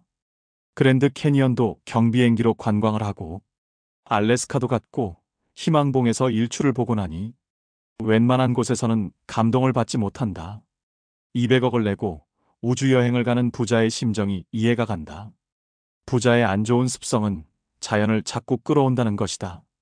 내가 아는 부자 중에는 중국에 여행을 갔다가 분재 가게를 아예 통째로 사버리는 사람도 보았다. 공부. 젊은 사람들은 닥치는 대로 배워라. 이걸 배워서 이걸 해서 뭐 하나 하는 생각은 절대 하지 마라. 나는 다양한 종교에 대해서도 공부했었다. 신문도 마찬가지지만 다양성을 바탕으로 균형 잡힌 시각을 얻기 위해서 노력하라. 내가 40이 돼서 제일 감사한 것 중에 하나가 미운 사람이 하나도 없는 거예요. 그리고 미운 사람이 없다 보니까 마음에 평화를 많이 찾게 되더라고요. 근데 문제는 마음에 안 드는 놈들은 너무 많아. 근데 여러분들 인생 살면서 모든 사람들이 마음에 들 수 있을까요? 그건 불가능해요. 왜 불가능하냐면은 보수가 있고 진보가 있고 또 정치에 관심이 있는 사람이 있고 정치에 관심이 없는 사람이 있고 환경에 관심이 있는 사람이 있고 인권에 관심이 있는 사람하고 다 달라. 다 달랐는데 어떻게 나하고 생각이 다르다고 미워할 필요까지 있느냐 이거예요. 그냥 네모난 놈은 네모난 대로, 세모나면 세모난 대로, 동그라면 동그란 대로 인정해주면 돼요. 그리고 제가 40이 들어서 제일 감사한 것 중에 하나가 30대 때는 일일이 다 지적해주고 가르쳐야지 속이 편했는데 40대는 안 그래요. 왜 안 그러느냐면 귀찮아. 그런 거를 일일이 다 신경 쓴다는 것 자체가 귀찮아요. 그런 것까지 신경 쓰고 살 필요가 없는데 뭐하러 그렇게 크고 세세한 것까지 관심을 갖고 사느냐 이거예요. 어제는 이제 수원 우리 두 번째 멘토 신부 성당에 가서 강의를 하게 됐는데 오늘 평화방송 한다고 좀 이렇게 마사지를 받으려고 그러는데 마사지 예약한 사람이 까먹고 집에 휴가를 가버렸다고 그러더라고요. 그래갖고 이제 직원을 바깥에서 운전하는 직원을 한 30분 정도 기다리는데 그 성균관대학 수원에 성균관대학이 있는 데인데 그 수많은 젊은 여대생들이 확 지나가더라고요. 그런데 참 슬픈 건지 좋은 건지 모르겠는데 지나만 가지 얼굴이 안 보여. 눈이 이게 침침해 갖고요. 이쁜 여자가 안 보여. 이쁜 여자가. 그것도 한편으로는 참 좋다 그런 생각도 들더라고요. 근데 이제 30분을 내가 길에서 기다리다가 직원이 뭐 때문에 잘못돼갖고 늦게 도착을 했는데 내가 딱 탔는데 우리 직원이 그러는 거예요. 지금 왜 신경질을 안 부리세요? 그러더라고요. 근데 부리고는 싶은데 기운이 없어. 신경질 부릴 기운이 없어. 그래서 나이를 먹는 게 좋은 면도 있구나. 사소한 것에 신경이 점점 멀어지는 참 좋은 것도 있구나 이런 생각이 들어요. 제가 늘 강의 때 말씀드리지만은 우리가 모든 사람 사랑하기 쉽지 않아요. 근데 문제는 동그란 사람들이야. 마음이 예쁜 사람들은 모든 사람 사랑하려고 그래요. 난 그 사람들이 제일 짜증나는 사람들이에요. 모두 사랑하려고 덤비는 사람들. 예수님은 모두 사랑하라고 그런 적이 없어요. 서로 사랑하라고 그랬죠. 이제 모두 사랑하라고 그랬어요. 여러분도 오늘 이후부터 서로 사랑하세요. 우리 인생에는 궁합이 맞는 사람이 있어요. 이거 아주 중요합니다. 나하고 궁합이 맞는 사람이 있어요. 저는 내 인생에 참 궁합 맞는 사람들이 많은 편인데 내 인생 가장 궁합 잘 맞았던 분은 2012년에 돌아가신 87세에 돌아가신 김창린 필립보 신부님이 나하고 궁합이 제일 잘 맞았던 신부님이에요. 근데 이 신부님은 참 원칙적인 분이세요. 신앙에 애누리가 없는 분이에요. 그리고 내가 보좌 신부 때 이렇게 보면은 판공성사 이제 한참 하잖아요. 그럼 우리 그때는 신자가 14,000명이었어. 그러면은 고해성사를 주면은 신부님 고해 들어가면 혼이 나니까 신부님 고해 손 안 들어가는 거예요. 그 내 고해만 나가보면 막 신부님 없어. 그 신부님 기다리다가 딱 나와갖고 이리 와 소리를 질러요. 그럼 저 끝에 있는 사람들이 어쩔 수 없이 가. 신부님 고해서 들어가면 다시 이쪽에 와서 붙는 거야. 내 쪽에 와서. 그래서 내가 하루에 500명씩 성사를 준 적이 있어요. 하루에 500명씩. 그러니까 그렇게 성사를 많이 줘갖고 나중에는 어떤 보좌 신부 때 어떤 병에 걸렸는지 하도 이걸 많이 하다가 이제 한 번은 문을 열고 고해를 듣는데 대답이 없는 거야. 그래서 왜 고해를 안 하냐고 눈을 떠봤더니 내 침대에서 옆에 창문을 열고 이러고 있더라고요. 창문을 열고. 그렇게 무서운 신부님이었는데 참 편안했어요. 그리고 신부님 내가 평창의 성 필립보 신부님 본명이 필립보예요. 김창림 필립보 신부님 나 생태마을 꾸미고 싶다고. 네가 한다면 내가 도와줄게. 그래갖고 신부님이 30억 평생 북한에서 넘어오고 학비 고생을 많이 하고 신학생들 장학금 한다고 신부님 모아둔 거 30억을 내놓으신 거예요. 근데 신부님이 이제 은퇴를 하셨어요. 마지막 11년 동안 내가 모시고 살았어요. 근데 한 번도 서로 큰 소리 얼굴 붉힌 적이 없어요. 그렇게 무서운 신부님인데 한 번도 얼굴을 붉힌 적이 없어요. 신부님하고 뭐 에피소드가 너무 많은데 신부님이 당신 성구가 서로 사랑하라야 내 성구 액자 너한테 줬는데 어디 있느냐고 2년을 괴롭히더라고요. 2년을. 나는 그런 거 본 적 없다. 이놈 새끼 내가 너한테 성구 줬는데 네가 내 걸 우습게 한다고 욕을 먹었는데 나중에 알고 보니까 신부님 그 철산성당 사무실에 있었던 거야. 근데 내가 그것 때문에 황당한 게 아니야. 서로 사랑하라는 성구를 내가 찾아서 우리 지금 생태마을에 걸어놨는데 참 기가 막혀요. 서로 사랑하라 그러는데 이렇게 그 뒤에 배경 그림이 뭔지 아세요? 호랑이 2마리가 서로 끌어안고 있는 거야. 한번 생태마을에 오시면 한번 보세요. 하여튼 호랑이. 그런데도 신부님하고 마지막까지 정말로 아버지 아들같이 잘 지냈어요. 근데 이제 신부님이 2월 15일 날 입원하셨는데 뭐 이제 한 3개월 보름 정도 했는데 월요일 날 돌아가실 것 같아서 우리 주교님들 다 모이고 교구청 신부들 다 모여갖고 돌아가신다고 그러는데 신부님이 안 돌아가시는 거야. 밤 12시가 돼도. 그러니까 뭐 주교님 뭐 황신부 있을 거지? 우리 각계 뭐 교구청의 신부들 우리 각계 다 가고 나만 있는. 돌아가시는 언제 돌아가시나 보는데 새벽 3시까지도 안 돌아가시네? 나는 다음날 강의 있는데 라고 신부님 하여튼 나 지금 바빠서 간다고 갔는데 이틀 지났는데 느낌이 이상해. 그래서 부관장 신부한테 네가 나머지 다 해라. 나 아무래도 신부님 돌아가실 것 같다. 그래서 이제 수원 빈센트 병원에 왔어요. 딱 왔는데 신부님이 이틀 동안 혼수 상태에 계시더라고. 그래서 내가 신부님 귀에다가 이렇게 말했어요. 신부님 이제 가셔라. 신부님 힘든데 신부님도 가셔야지. 신부님도 편안하고 나도 힘들어 죽겠다 왔다 갔다 그랬는데 신부님이 눈을 딱 뜨는 거예요. 얼마나 놀랬는지 몰라요. 죽으라고 그러는데 눈 뜨니까 얼마나 내가 놀래. 그랬더니 그 신부님 모시는 자매가 그러더라고요. 부부가 저거 보라고 이틀 동안 그렇게 많은 신부님들이 그렇게 많은 그 은인들이 지인들이 와서 신부님 눈 뜨라고 그래도 눈 한 번 안 뜨더니 저 사랑하는 신부가 왔고 신부님 이제 가시라고 그러니까 눈 뜨는 거 보라고 신부님 매일 저를 위한 미사를 하셨거든요. 매일매일. 그래서 내가 이제 신부님한테 그랬죠. 신부님 평생에 내 바람막이 대주시고 나 행복하게 해줘서 너무너무 감사하다고. 나는 사제 생활은 정말로 반은 신부님 때문에 행복하게 살았다고. 여기 이제 내가 그날 다 오라고 그랬거든요. 신부님 지인들 다 눈 한번 마주치라고. 신부 눈 다 마주치시더라고요. 그러더니 나하고 딱 눈을 마주치시면서 돌아가시더라고요. 그래서 신부님이 내 품에서 돌아가셨어. 그러니까 신부님은 나하고 궁합이 맞은 거죠. 그래서 난 그분하고 평생 참 행복하게 살았어요. 여러분들도 마찬가지예요. 여러분들하고 궁합이 맞는 사람이 있어.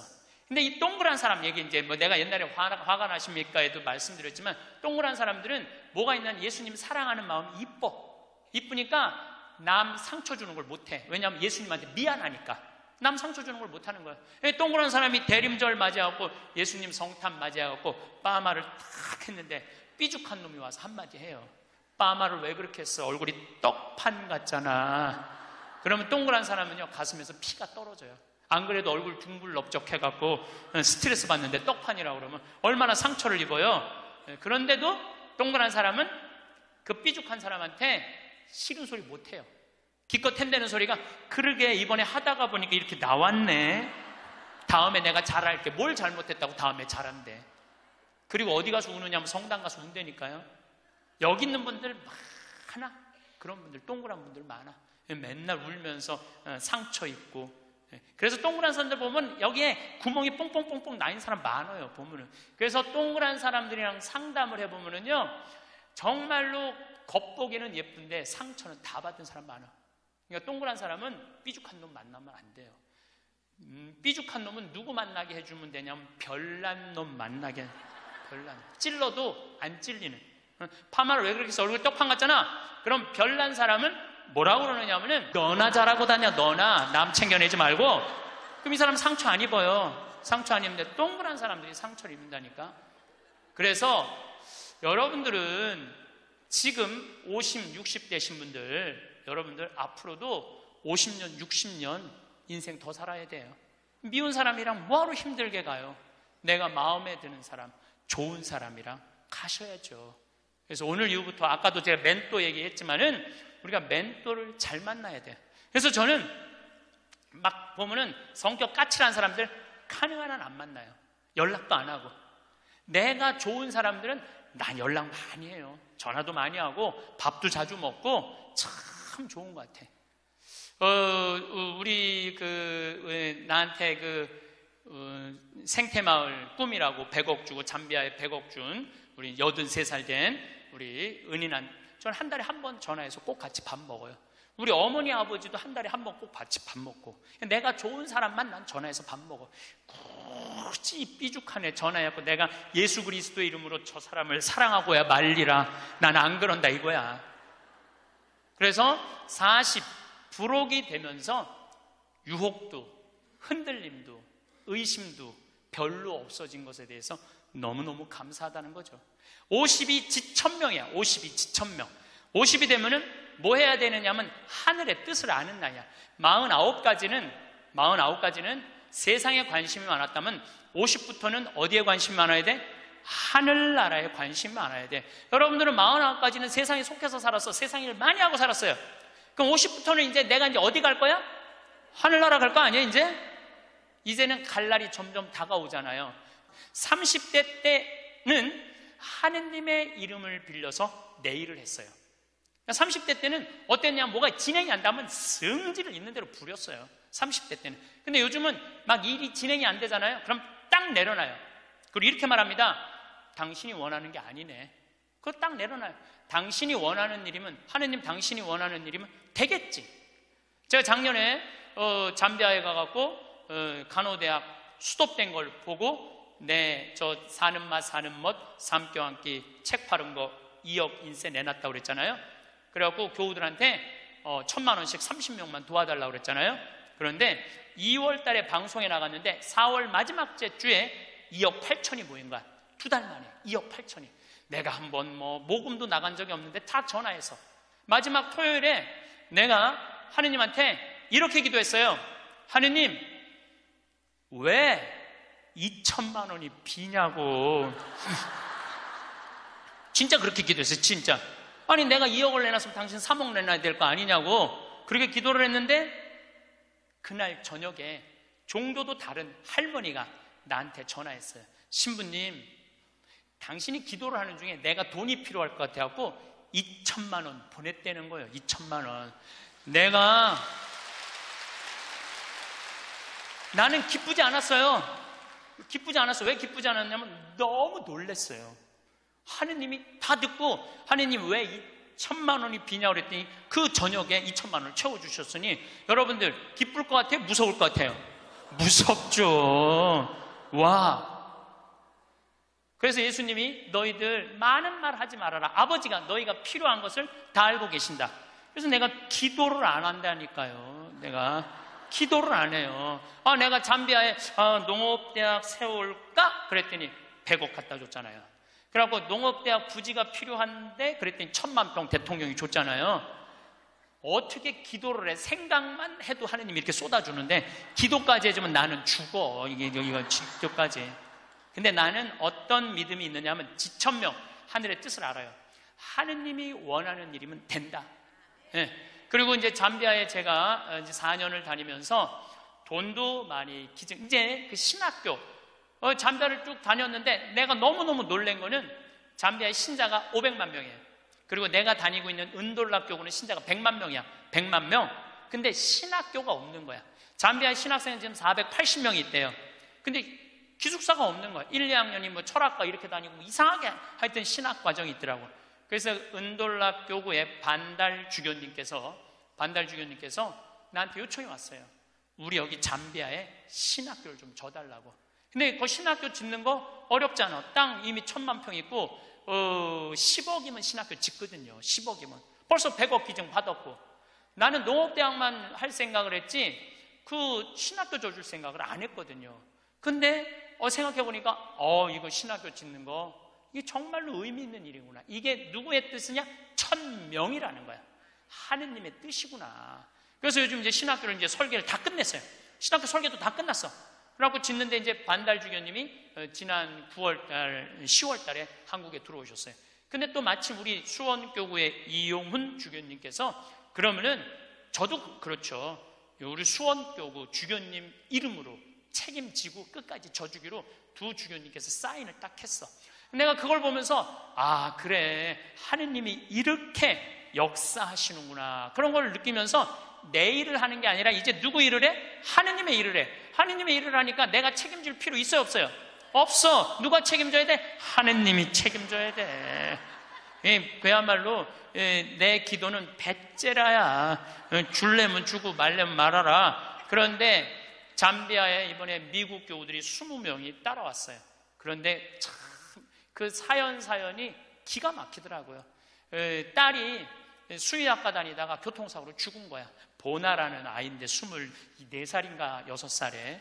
근데 그 딸 생일날 잠비아에서 보나 샘이라고 샘을 판 거예요. 근데 그분들이 그 주교님을 만나더니 우리도 잠비아에 신학교 짓는데 자기네들이 가능한 한 100만 달러 다 모아보겠다는 거예요. 이게 그러니까 내가 그런 일을 저지르는 게 아니라 하느님이 알아서 하는 거야. 나는 뭐만 해? 심부름만 하는 거야. 또한 아버지 앞에 나와 봉사하게 하시니 감사하나이다. 여러분들 여기 50대신 분들, 50 넘으신 분들 아직도 세상 것에 연연하고 매달린다면 언제 천명 하늘의 뜻을 알 거예요. 이제 이 세상 돌아가는 삼라만상 이치 다 할 나이 아니에요? 50이 되면은. 그렇다면은 내가 이 세상에서 하나라도 더 가지고 끝나는 게 아니고 이 세상에서 하느님 보시기 좋은 일을 하고 가는 게 중요하다는 거예요. 욕심을 버리시면은요, 여러분들 마음 안에 기쁨이 있어. 62순이라고 해. 62이순. 이순이라는 건 뭐냐면 60이 되면 귀가 편안해야 되는 나이예요. 60. 화가 나지 말아야 돼. 누가 내 욕을 해도 화가 나지 말아야 돼. 근데 60대 분들 막 누가 내 욕을 해. 그럼 뭐라 그래? 나를 내가 산전수전 다 겪었는데 날 뭘로 보고 내 욕을 해? 내가 이놈을 뻔때를 보여주리라. 이때부터는 나이를 헛먹는 거예요. 누가 내 욕을 해도 화가 나지 말아야 돼. 내 커피숍 하는 친구가 있어. 이 친구가 해준 얘기예요. 무슨 얘기냐면은 1시에 자기 커피숍에 60 먹은 아줌마 10명이 들어오더래요. 그래갖고 야, 커피 한 잔이 6,000원, 7,000원이니까 한 7만원 버나 보다. 근데 아줌마들이 딱 들어와서 한다는 소리가 우리가 지금 개모임을 해갖고 밥을 많이 먹어갖고 패가 불러서 3잔만 시키겠다고. 3잔만 시키겠다고. 3잔만 시키더래요. 10명이 상 3개 딱 차려 해갖고. 그랬더니 그 요즘 리필이 다 되잖아요. 한참 먹더니 또 있더니 와서 리필해달라고 그러더래. 리필. 또 그 큰 컵에다 리필을 다 해준 거야. 그랬더니 다시 오더니 그러더래요. 이거 우리 귀양 리필해준 거 우리 나눠 먹게 잔 좀 더 달라고.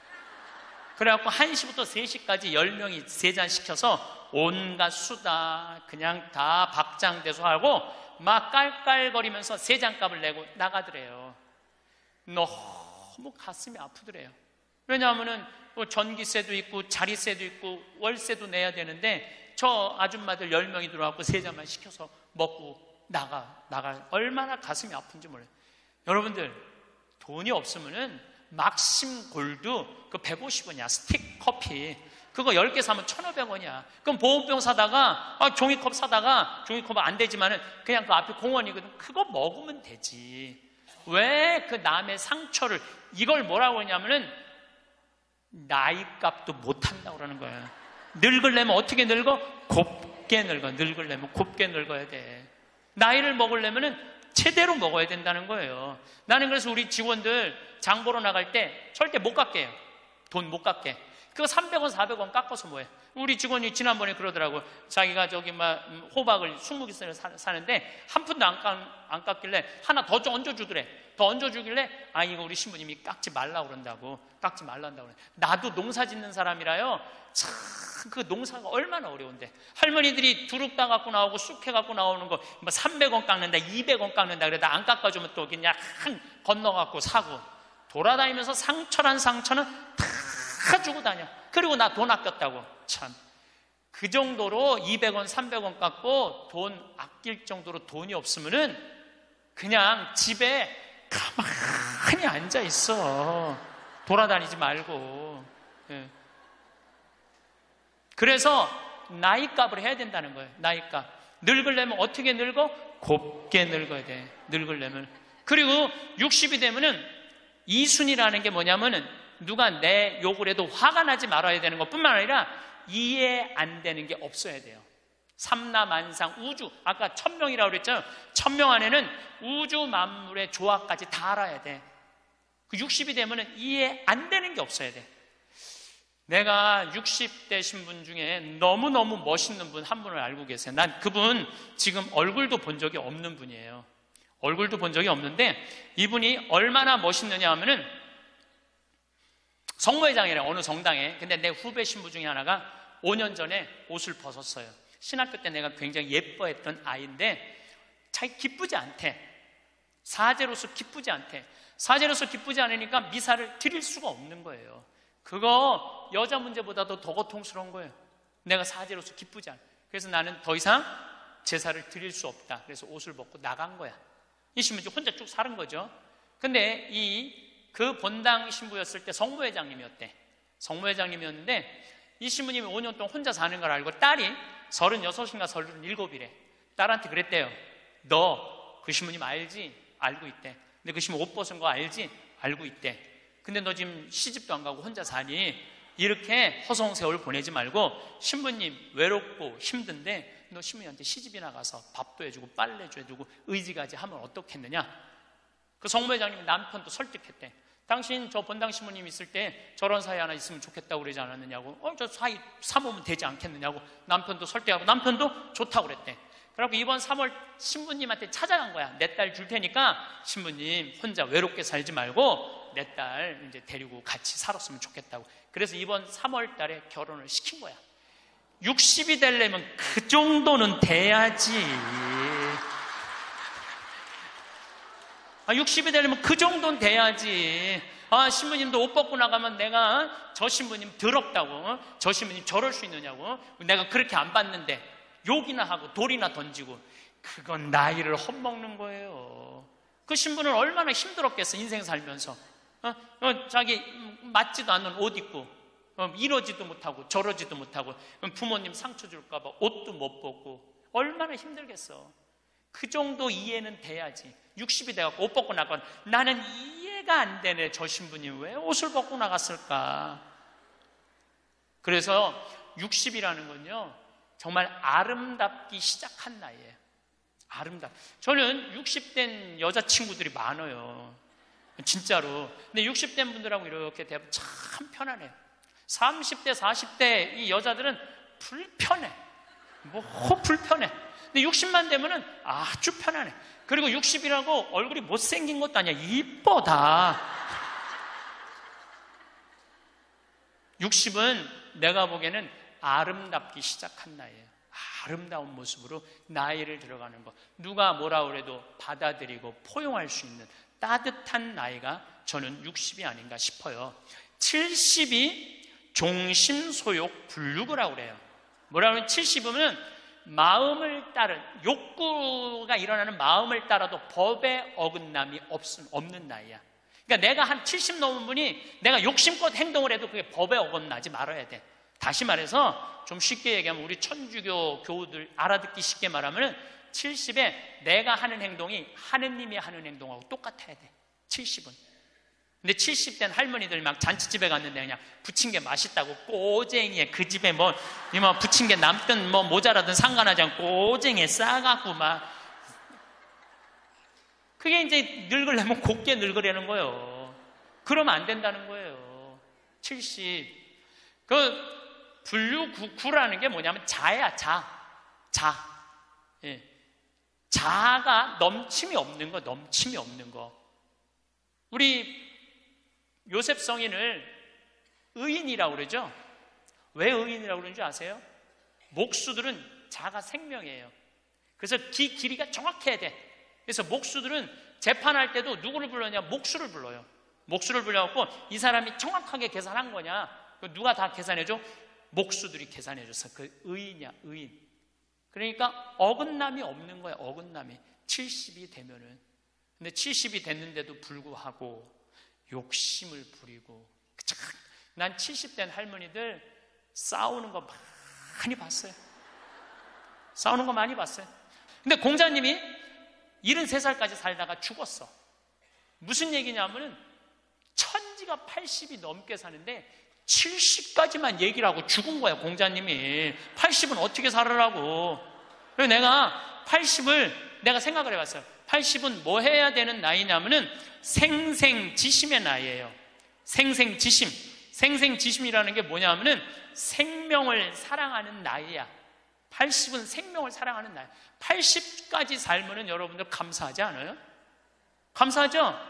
저는 46세 위암 수술을 하고 매년 가을마다 단풍 구경을 가요. 매년 셋째 주 월요일 날 우리 부관장 출신 신부들하고 단풍 구경을 가는데 너무너무 아름답더라고. 그때 내 기도문이 뭐냐면, 하느님, 올해도 단풍을 보게 해주셔서 감사합니다. 이렇게 아름다운 단풍을 보게 해주셔서 감사합니다. 근데 80이 된 분들은 단풍을 몇 번을 보는 거야? 80번을 보는 거 아니에요. 얼마나 감사해. 근데 80 먹은 할머니들 뭐 다리도 아프고 허리도 아프고 뭐 귀찮지. 근데 이렇게 말해요. 아, 늙으면 죽어야 돼. 사는 게 귀찮아. 사는 게 재미가 하나도 없어. 내가 인생 살아보니까 믿을 놈 한 놈도 없어. 머리 검은 짐승한테는 잘해주는 게 아니야. 80 먹은 할머니가 이렇게 부정적인 얘기를 하면은요, 이 할머니는 인생을 실패한 할머니예요. 실패한 거 아니에요? 생명을 사랑하는 나이에 오늘도 이렇게 하루를 나한테 선물로 주신 하느님한테 감사하다고. 진달래를 보면 이번에도 한 번 더 이 아름다운 진달래를 보게 해주셔서 감사하다고. 단풍을 보면 이 아름다운 단풍을 한 번 더 보게 해주셔서 감사하다고. 살아있음에 대해서 감사하고.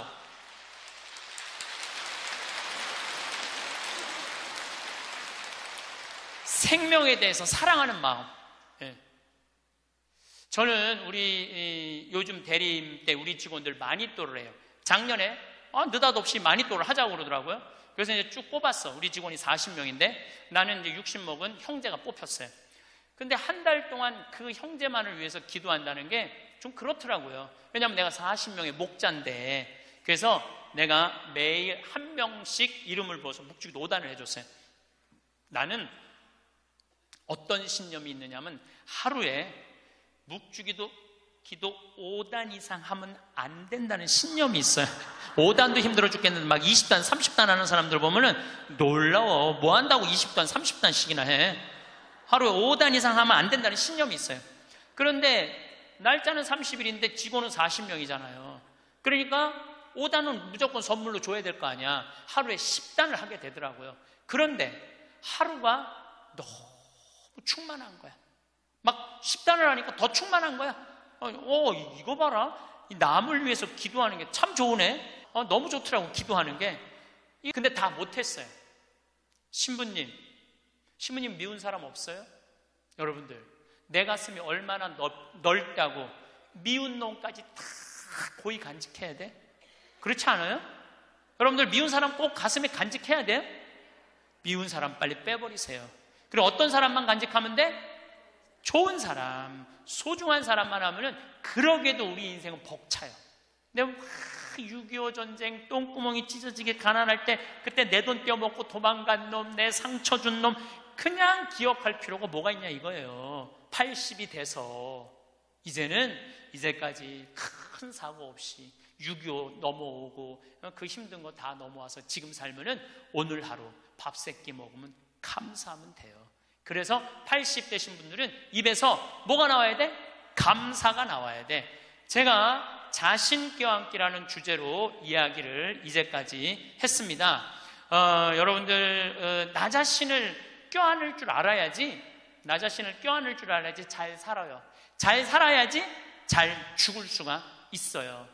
그래서 15에 지우학하고, 30에 립하고, 40에 부록하고, 50에 지천명하고, 60에 이순하고 70에 불유구하고 80에 생생지심의 단계에 내가 갔는가? 이걸 물어보자는 거예요. 나는 지금 어떤 단계인가? 나는 뜻도 안 세운 거 아닌가?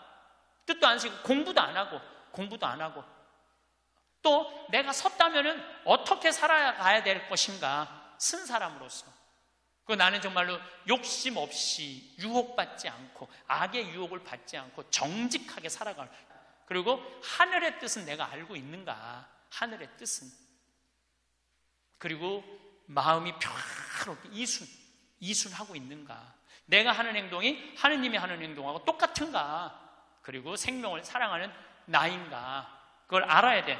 그러면은 그런 정도의 사람이 되려고 그러면 공부해야 돼. 신부님, 저는요 신학교 공부했죠, 환경공학 공부했죠, 그 다음에 글 공부했어요. 그래서 저는 한국문인 회원이고 국제 팬클럽 회원이에요. 물론 우리 가톨릭 문인 회원이에요. 그래서 글 쓰는 공부 많이 했어요. 제가 잘났다는 게 아니고 끊임없이 공부하는 걸 게을리하면 안 돼요. 신부님은 팔자가 좋아갖고 대학 다니고 싶으면 대학 다니고, 대학원 다니고 싶으면 대학 다니고, 그 다음에 무슨 교수한테 글 배우고 싶으면 글 배우고. 신부님 팔자가 좋죠. 여러분들, 내가 팔자가 좋은 게 아니에요. 여러분들도 얼마든지 배울 수가 있어. 내가 지금 왜 이 핸드폰을 들고 왔다 갔다 하느냐면은 여기에 대학이 들어있어요. 여기 유튜브를 통해서 모든 교수들 강의를 다 들을 수 있어요. 주옥 같은 강의가 다 들어있어요. 역사를 배우고 싶으면 역사를 치면 나오고, 철학을 배우고 싶으면 철학을 나오고, 성서를 치면 성서가 나오고, 그냥 너무너무 많아. 여기 이 휴대폰에 이거 맨날 메시지하고 전화 받는 걸로 하지 말고, 신부님 이거 어떻게 찾아요? 손자들한테 해달라고 그래. 손자들한테 이렇게 얘기하세요. 그게 손자들 교육이에요. 얘야, 나 소크라테스 변론이라는 거 듣고 싶은데, 변론이라는 걸 듣고 싶은데 이거 좀 내가 누르면 바로 나오게 해줘라. 그럼 걔 그거 찾아서 걔도 공부해. 맨날 게임만 하다가 할머니가 이거 좀 깔아달라고 그러면 걔 기가 막히게 깔아줘요. 누르면 나와. 누르면 막 결국은 내가 서야 돼. 내가 깨우쳐야 돼. 배우고 익히니 이 또한 기쁘지 아니한가? 라는 우리 공자님 말씀대로 저는 여러분들이 공부했으면 좋겠어요. 공부를 하면은요, 소크라테스 말처럼 지식은 덕으로 가고 덕은 곧 행복으로 이어진다는 거예요.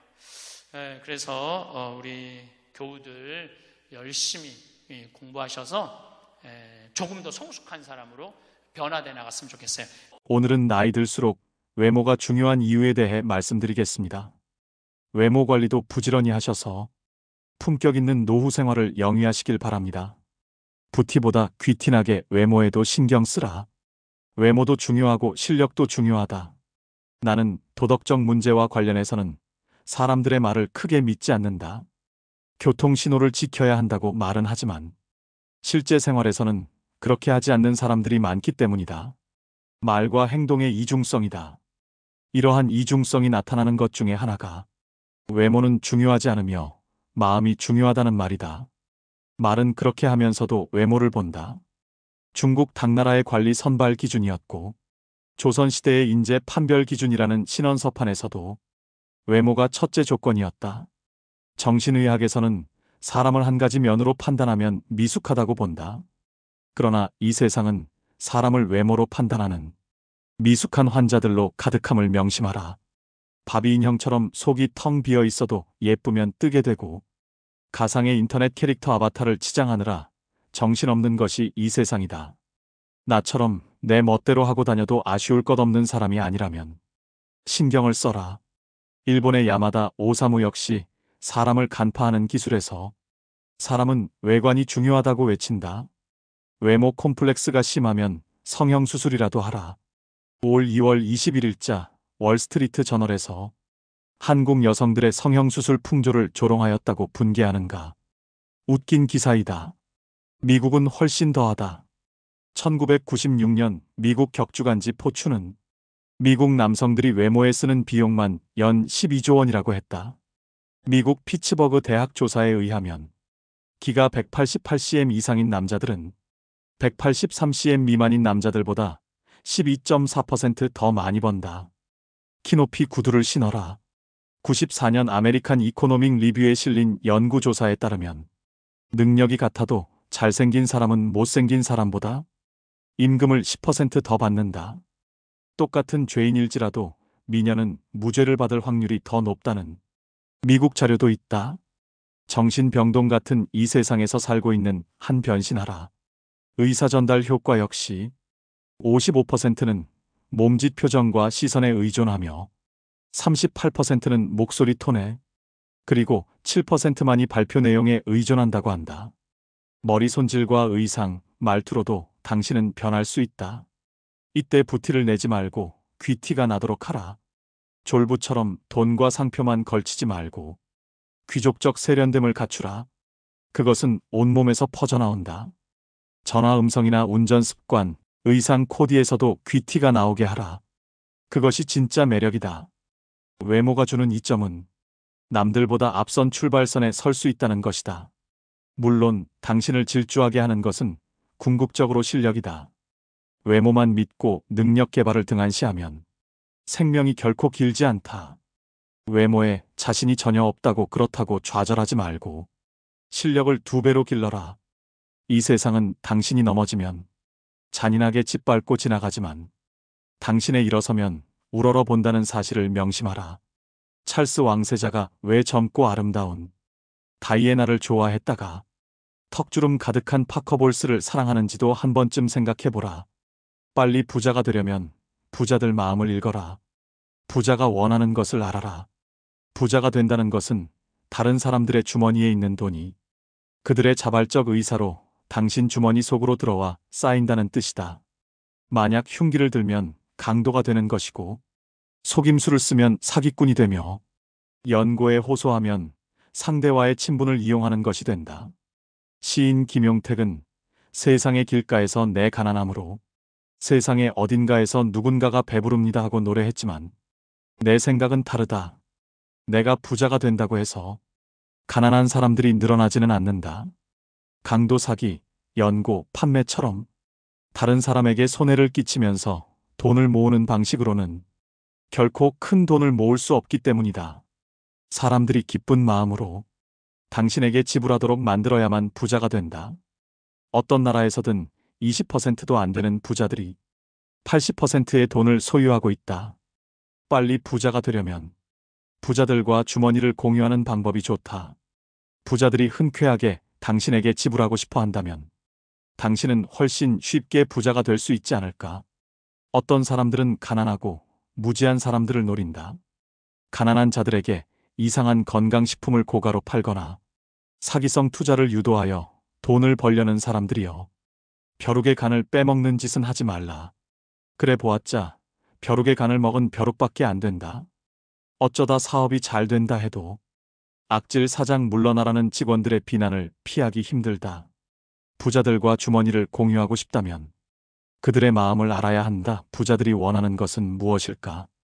가난한 동네에서는 땅 모양이나 전망 일조권이 문제가 되지 않는다. 먹고 살기 바쁜데 가격이 싸고 방을 많이 만들 수 있다면 최고다. 부자 동네에서는 얼마나 집의 모양이 잘 나오고 이웃에는 누가 살고 있으며 햇볕이 잘 들고 전방이 좋은지 등이 중요시된다. 같은 크기의 대형 아파트라고 할지라도 작은 평형이 섞여 있으면 가격이 낮게 형성된다. 그저 강이 보인다는 이유 하나만으로도 몇억 원을 더 지불하는 사람들이 부자들이다. 이처럼 실용성이 아닌 다른 요소들이 가격을 결정한다. 한때 일본 자동차들은 고급차로서의 이미지가 없었다. 약 15년 전 토요타 자동차의 회장은 젊은 엔지니어 10명을 뽑아서 특명을 내린다. 앞으로 1년간 미국에 가서 놀아라. 회사에서 준비한 호텔은 보통의 일본인들은 꿈도 꾸지 못할 최고급이었고 음식이나 자동차도 최고급이었다. 그들이 1년을 호합한 생활을 하며 놀고 오자 회장이 말했다. 이제 백만장자가 어떻게 사는지 알았는가? 그 백만장자들이 타고 싶어할 차를 만들어라.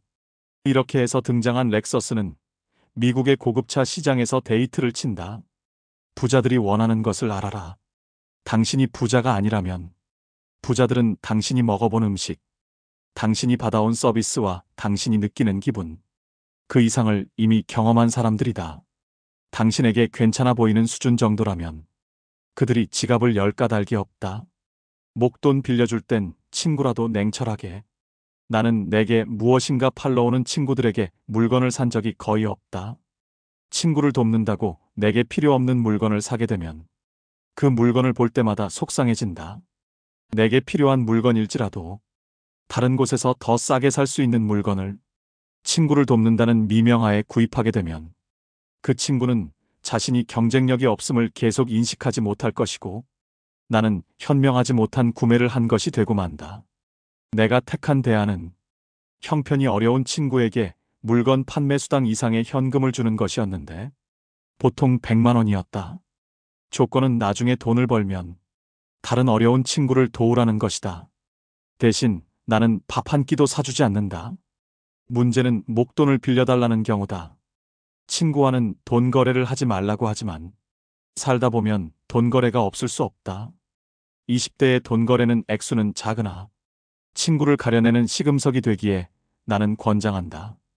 20대의 친구에게 몇십만 원을 잃었다면 40대에 몇천만 원을 잃을 뻔한 것을 액땜한 것이다. 나는 처음에 동창들에게 그냥 빌려주었으나 도망가는 친구가 생기면서 생각이 바뀌었다. 우선은 재산 상태와 수입 및 부채 현황, 상환 계획을 상세히 적으라고 한다. 지갑 속에 신용카드가 많거나 카드 사용 내역에서 소비성 지출이 많으면 반드시 담보를 요구한다. 사업가 친구인 경우에는 회사의 격리 자료들을 세무조사하듯이 본다. 경영에 약간의 문제라도 보이면 담보를 받는다. 새로 사업을 하는 친구인 경우에는 그의 성격을 생각한다. 사채놀이는 안 하지만 은행이자 수준은 요구하며 그 이자로 같이 한잔하기도 한다. 그 어떤 친구가 부탁을 해도 보증은 함부로 서지 말고 아무리 이자가 많아도 가진 재산의 상당액을 어느 한 친구에게 몰아서 빌려주지는 말라. 그 친구 때문에 당신 가족이 눈물을 흘리게 될 수도 있다. 전문직에 종사하는 친구들이 목돈을 빌려달라는 경우는 조심하라. 그들이 갑자기 떼돈을 벌어 목돈을 갚을 수 있게 될 확률은 낮다. 부득불 큰 돈을 빌려줄 경우에는 부동산 담보를 받아라. 그 담보물의 선순위 관리자들이 많다면 당신 돈은 사라질 확률이 크다. 약속어음 공증을 받으면 좋지만 친구에게 재산이 없으면 월급을 차압할 정도인데 다른 친구들이 친구에게 너무한다고 당신을 욕할지도 모른다. 친구가 급히 큰 돈을 빌려달라고 할 때는 그가 설명하는 말을 절대로 액면 그대로는 믿지 말라. 그가 거짓말을 하는 것이 아니라 그의 상황이 거짓말을 낳는다. 친구를 믿는 것은 좋지만 친구가 처한 상황은 믿지 말라. 그 친구도 미래 상황은 모른다. 고의적인 경우도 있겠지만 많은 경우에서는 친구가 속이는 것이 아니라 그의 미래 상황이 당신 돈을 못 갚게 만들며 우정도 버리게 함을 명심하라. 친구로부터 빌린 돈을 못 갚았다고 절대 자취를 감추지 말라. 연락이 두절되면 곧 소문이 퍼지게 되고 당신이 빚지지 않은 친구들마저 등을 돌린다. 당신에게는 업계에 친구가 많다고 적이 없다고 그것을 자랑하지 말라. 그것은 곧 모든 사람들이 당신을 대단치 않게 여긴다는 뜻일 수도 있고 경쟁 대상도 안 되는 만만한 사람이라는 뜻일 수도 있다. 세이노가 목숨 걸고 지켰던 3가지 원칙. 첫째, 편협한 사람이 되지 마라. 노력이란 당신이 좋아하는 것을 더 많이 하는 것이 아니라 당신이 하기 싫은 것을 더 많이 하는 것을 의미한다. 그렇다. 노력이란 싫어하는 것을 더 열심히 하는 것이다. 좋아하는 것을 더 열심히 하는 것은 노력이 아니라 취미 생활일 뿐이다. 기회는 모두에게 제공되지만 그 보상은 노력 여하에 따라 차등적으로 이루어짐을 명심하라. 책을 읽으면 똑똑해진다고 생각하겠지만 편향된 책만 읽는다면 그냥 더 편협한 사람이 될 뿐이다. 하기 싫은 일을 하지 않아도 마찬가지이다. 처음부터 거창할 필요는 없다. 일단 시작하라. 둘째, 지금 모습으로 미래를 단정짓지 마라. 지금 상황이 이러하므로 5년 후, 10년 후에도 이러할 것이기에 희망이 없다고 단정짓는 것은 옳지 않다. 점쟁이도 자신의 미래를 모르는데 어떻게 감히 신의 영역의 미래를 스스로 투시하고 미리 계산할 수 있단 말인가? 부자가 되려면 미래방 정식에 지금 처지를 대입하면 절대 안 된다. 내 월급으로는 평생 서울에 집 한 채 못 사겠네. 이렇게 단정 짓지 마라. 부자가 되려면 현재로 미래를 단정 짓는 게 아니라 원하는 미래로 나를 맞춰 나가야 하는 것이다. 그리고 진짜 부자들의 생각과 마음을 배워라. 부자는 돈독이 올라서 부자가 된 사람들이 아니다. 어떤 일을 하든 간에 시간과 노력을 아낌없이 투자하여 다른 사람들보다 경쟁력을 가질 때 부자가 태어나는 것이다.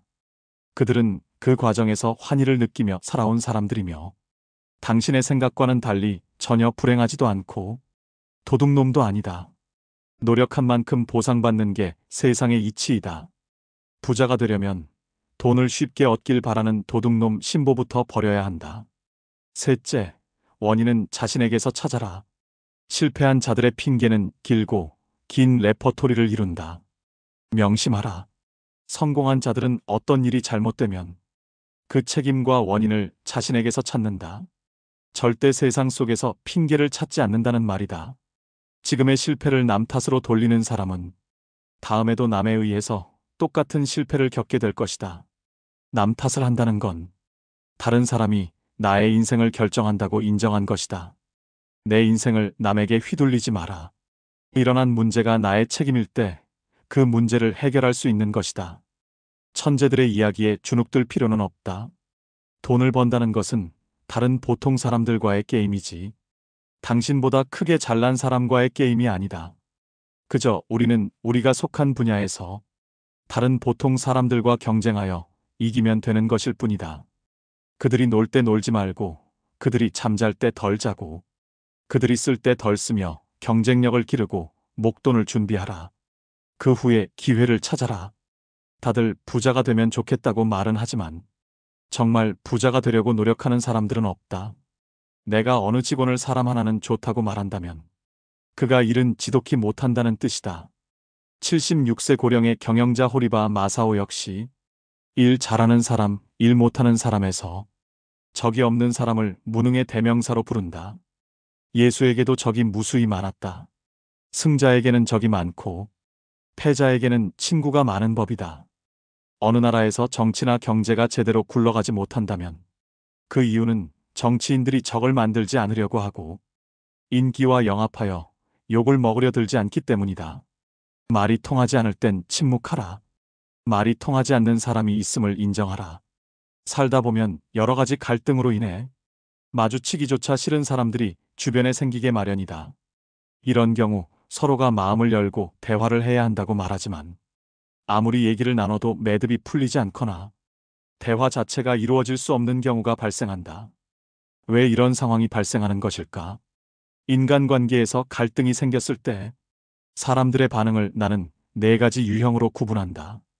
첫째는 갈등이란 있을 수 없다고 생각하는 형이다. 문제 자체를 없었던 것으로 하자고 하면서 좋은 게 좋은 거 아니냐는 식으로 덮어버리려고 한다. 대부분의 문제를 사소하다고 여기고 보다 더 큰 명분, 이를테면 화합, 사랑, 애국 같은 명제 밑에 모이라고 한다. 싸운 학생들을 억지로 악수하게 하는 선생도 이 경우에 속한다. 부모는 자식들 간의 갈등을 주로 이런 식으로 해결하려고 한다. 표면적으로는 갈등을 제거한 듯 보이지만 안에서는 계속 골마간다. 둘째는 문제의 본질과는 상관없는 권위나 지위에 의존하는 형이다. 문제를 일으킨 사람이 윗사람일 경우 주로 나이가 몇 살이냐, 어떻게 대들 수 있느냐는 식으로 말한다. 아랫사람이 잘못을 저질러 윗사람에게 야단을 맞았을 때 어떻게 그렇게 비인간적으로 야단칠 수 있느냐는 식으로 윗사람을 오히려 비난하는 경우 역시 이 부류에 속한다. 여자와 싸우다가 여자가 왜 그래라며 윽박지르는 남자들도 이 부류이다. 셋째는 다른 사람들에게 호소하는 형이다. 이런 사람들은 평상시에는 당사자에게 태연하게 행동하면서도 다른 사람들에게 자기 하소연을 늘어놓는데 오해와 과장 축소나 은폐, 모함이 따른다. 그러나 나중에 무슨 말을 했었는지도 제대로 기억을 못하거나 딱 잡아댄다. 당사자와 직접 이야기하는 경우는 드물며 오해가 풀어져도 사과하거나 반성하지 않는다. 다중인격적인 면모를 갖고 있으며 가장 멀리해야 할 대상에 속한다. 넷째는 책임을 밝히려고 하는 형이다. 보통 사람들은 입으로 직접 거론하기 힘들어하는 것들도 거침없이 끄집어내어 밝히고자 한다. 연장자들을 당황하게 만들며 상대방에게 서운한 혹은 괘씸함을 안겨주기도 한다. 자기 주관에 따른 이분법적 사고가 강하다.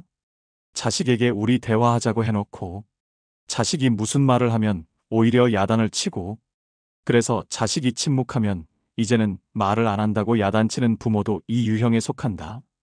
이러한 유형들은 누구에게나 조금씩 섞여 있으나 갈등이 발생하게 되면 어느 한 유형이 집중적으로 표출된다. 갈등에 대한 유형들이 서로 다를 경우에는 어느 한쪽이 백기를 들어야 화해가 이루어지지만 표면적인 것에 불과하다. 누군가와 갈등이 있다면 자신과 상대방의 논리 유형을 파악하라. 서로 다른 유형이라면 차라리 더 이상 만나지 말거나, 그것이 어려우면 침묵하는 것이 서로를 위해 좋다.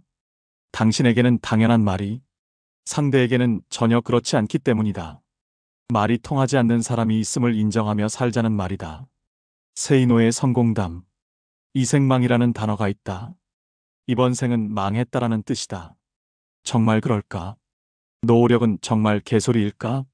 중산층 이하의 가정에서의 자녀들이 자신들의 처지를 부잣집 자녀들과 비교하면 그럴 수 있다. 가난한 집 자녀들의 경우에는 더더욱 그럴 수 있다. 그런데 잠깐만. 어느 시대이건 빈민층과 서민층, 부유층은 동시에 존재하여 왔다. 그리고 가난한 자도 부자도 계속 새로 생겨났다.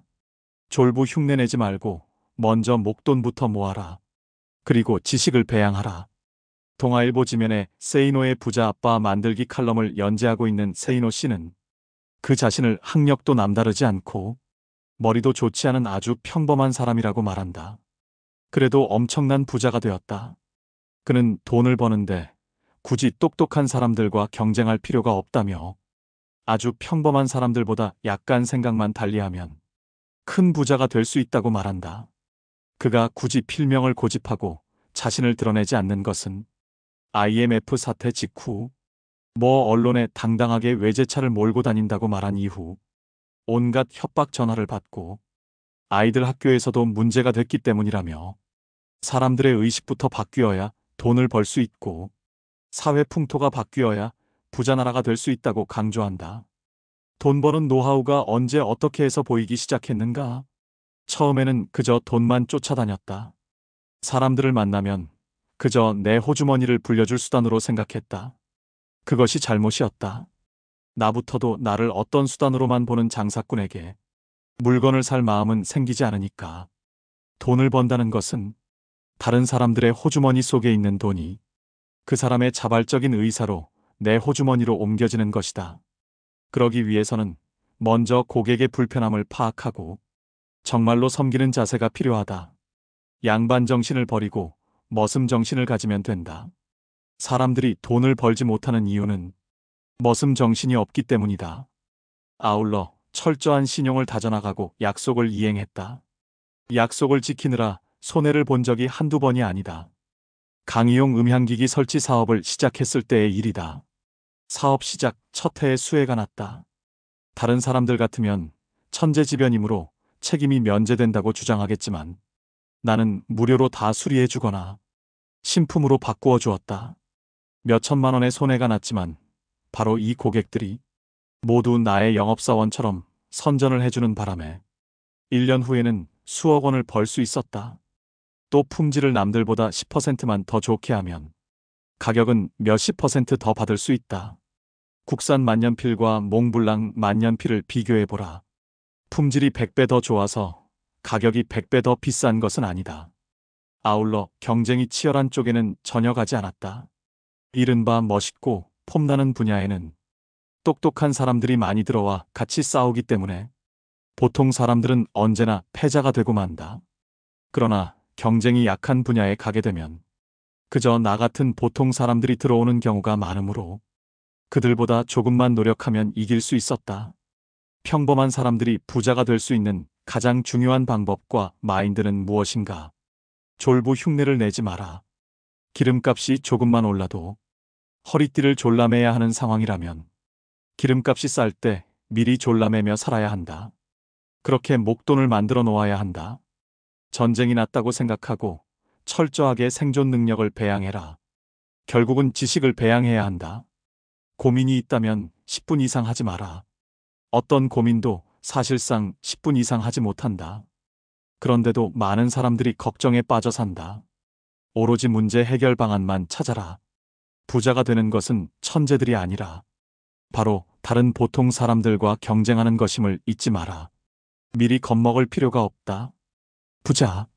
내가 지금 욕하는 사람이 미래의 내가 되지 않기 위해 노력했다. 큰 부자들은 사기를 치거나 속이지 않는다. 이는 작은 부자들이나 하는 짓이다. 부자들이 그런 모습으로 비치는 것은 나쁜 놈들만 뉴스에 나오기 때문이다. 반대로 뉴스에 나오는 가난한 자들이 저지르는 범죄를 보면 가난한 자들은 모두 나쁜 놈이라는 말도 성립하게 된다. 언론에 나오는 부자들과 실제 큰 부자들은 다르다. 부자 2세들은 두 가지 유형이 있다. 첫 번째 유형은 그냥 흥청망청 쓰며 물려받은 사업이나 돈을 말아먹는 유형이다. 두 번째 유형은 1세의 재산을 손을 대지 않고 물려받은 만큼 물려주려는 이들이다. 이런 사람들은 근검절약하며 돈을 아껴 쓴다. 물려받은 재산을 돈으로 환산하여 원금에는 손을 대지 않는 자존심을 가진 사람들이다. 솔직히 부자는 감탄이 줄어들 수 있다. 이제 웬만해서는 감동을 받지 못한다. 그랜드 캐니언도 경비행기로 관광을 하고 알래스카도 갔고 희망봉에서 일출을 보고 나니 웬만한 곳에서는 감동을 받지 못한다. 200억을 내고 우주여행을 가는 부자의 심정이 이해가 간다. 부자의 안 좋은 습성은 자연을 자꾸 끌어온다는 것이다. 내가 아는 부자 중에는 중국에 여행을 갔다가 분재 가게를 아예 통째로 사버리는 사람도 보았다. 공부. 젊은 사람들은 닥치는 대로 배워라. 이걸 배워서 이걸 해서 뭐 하나 하는 생각은 절대 하지 마라. 나는 다양한 종교에 대해서도 공부했었다. 신문도 마찬가지지만 다양성을 바탕으로 균형 잡힌 시각을 얻기 위해서 노력하라.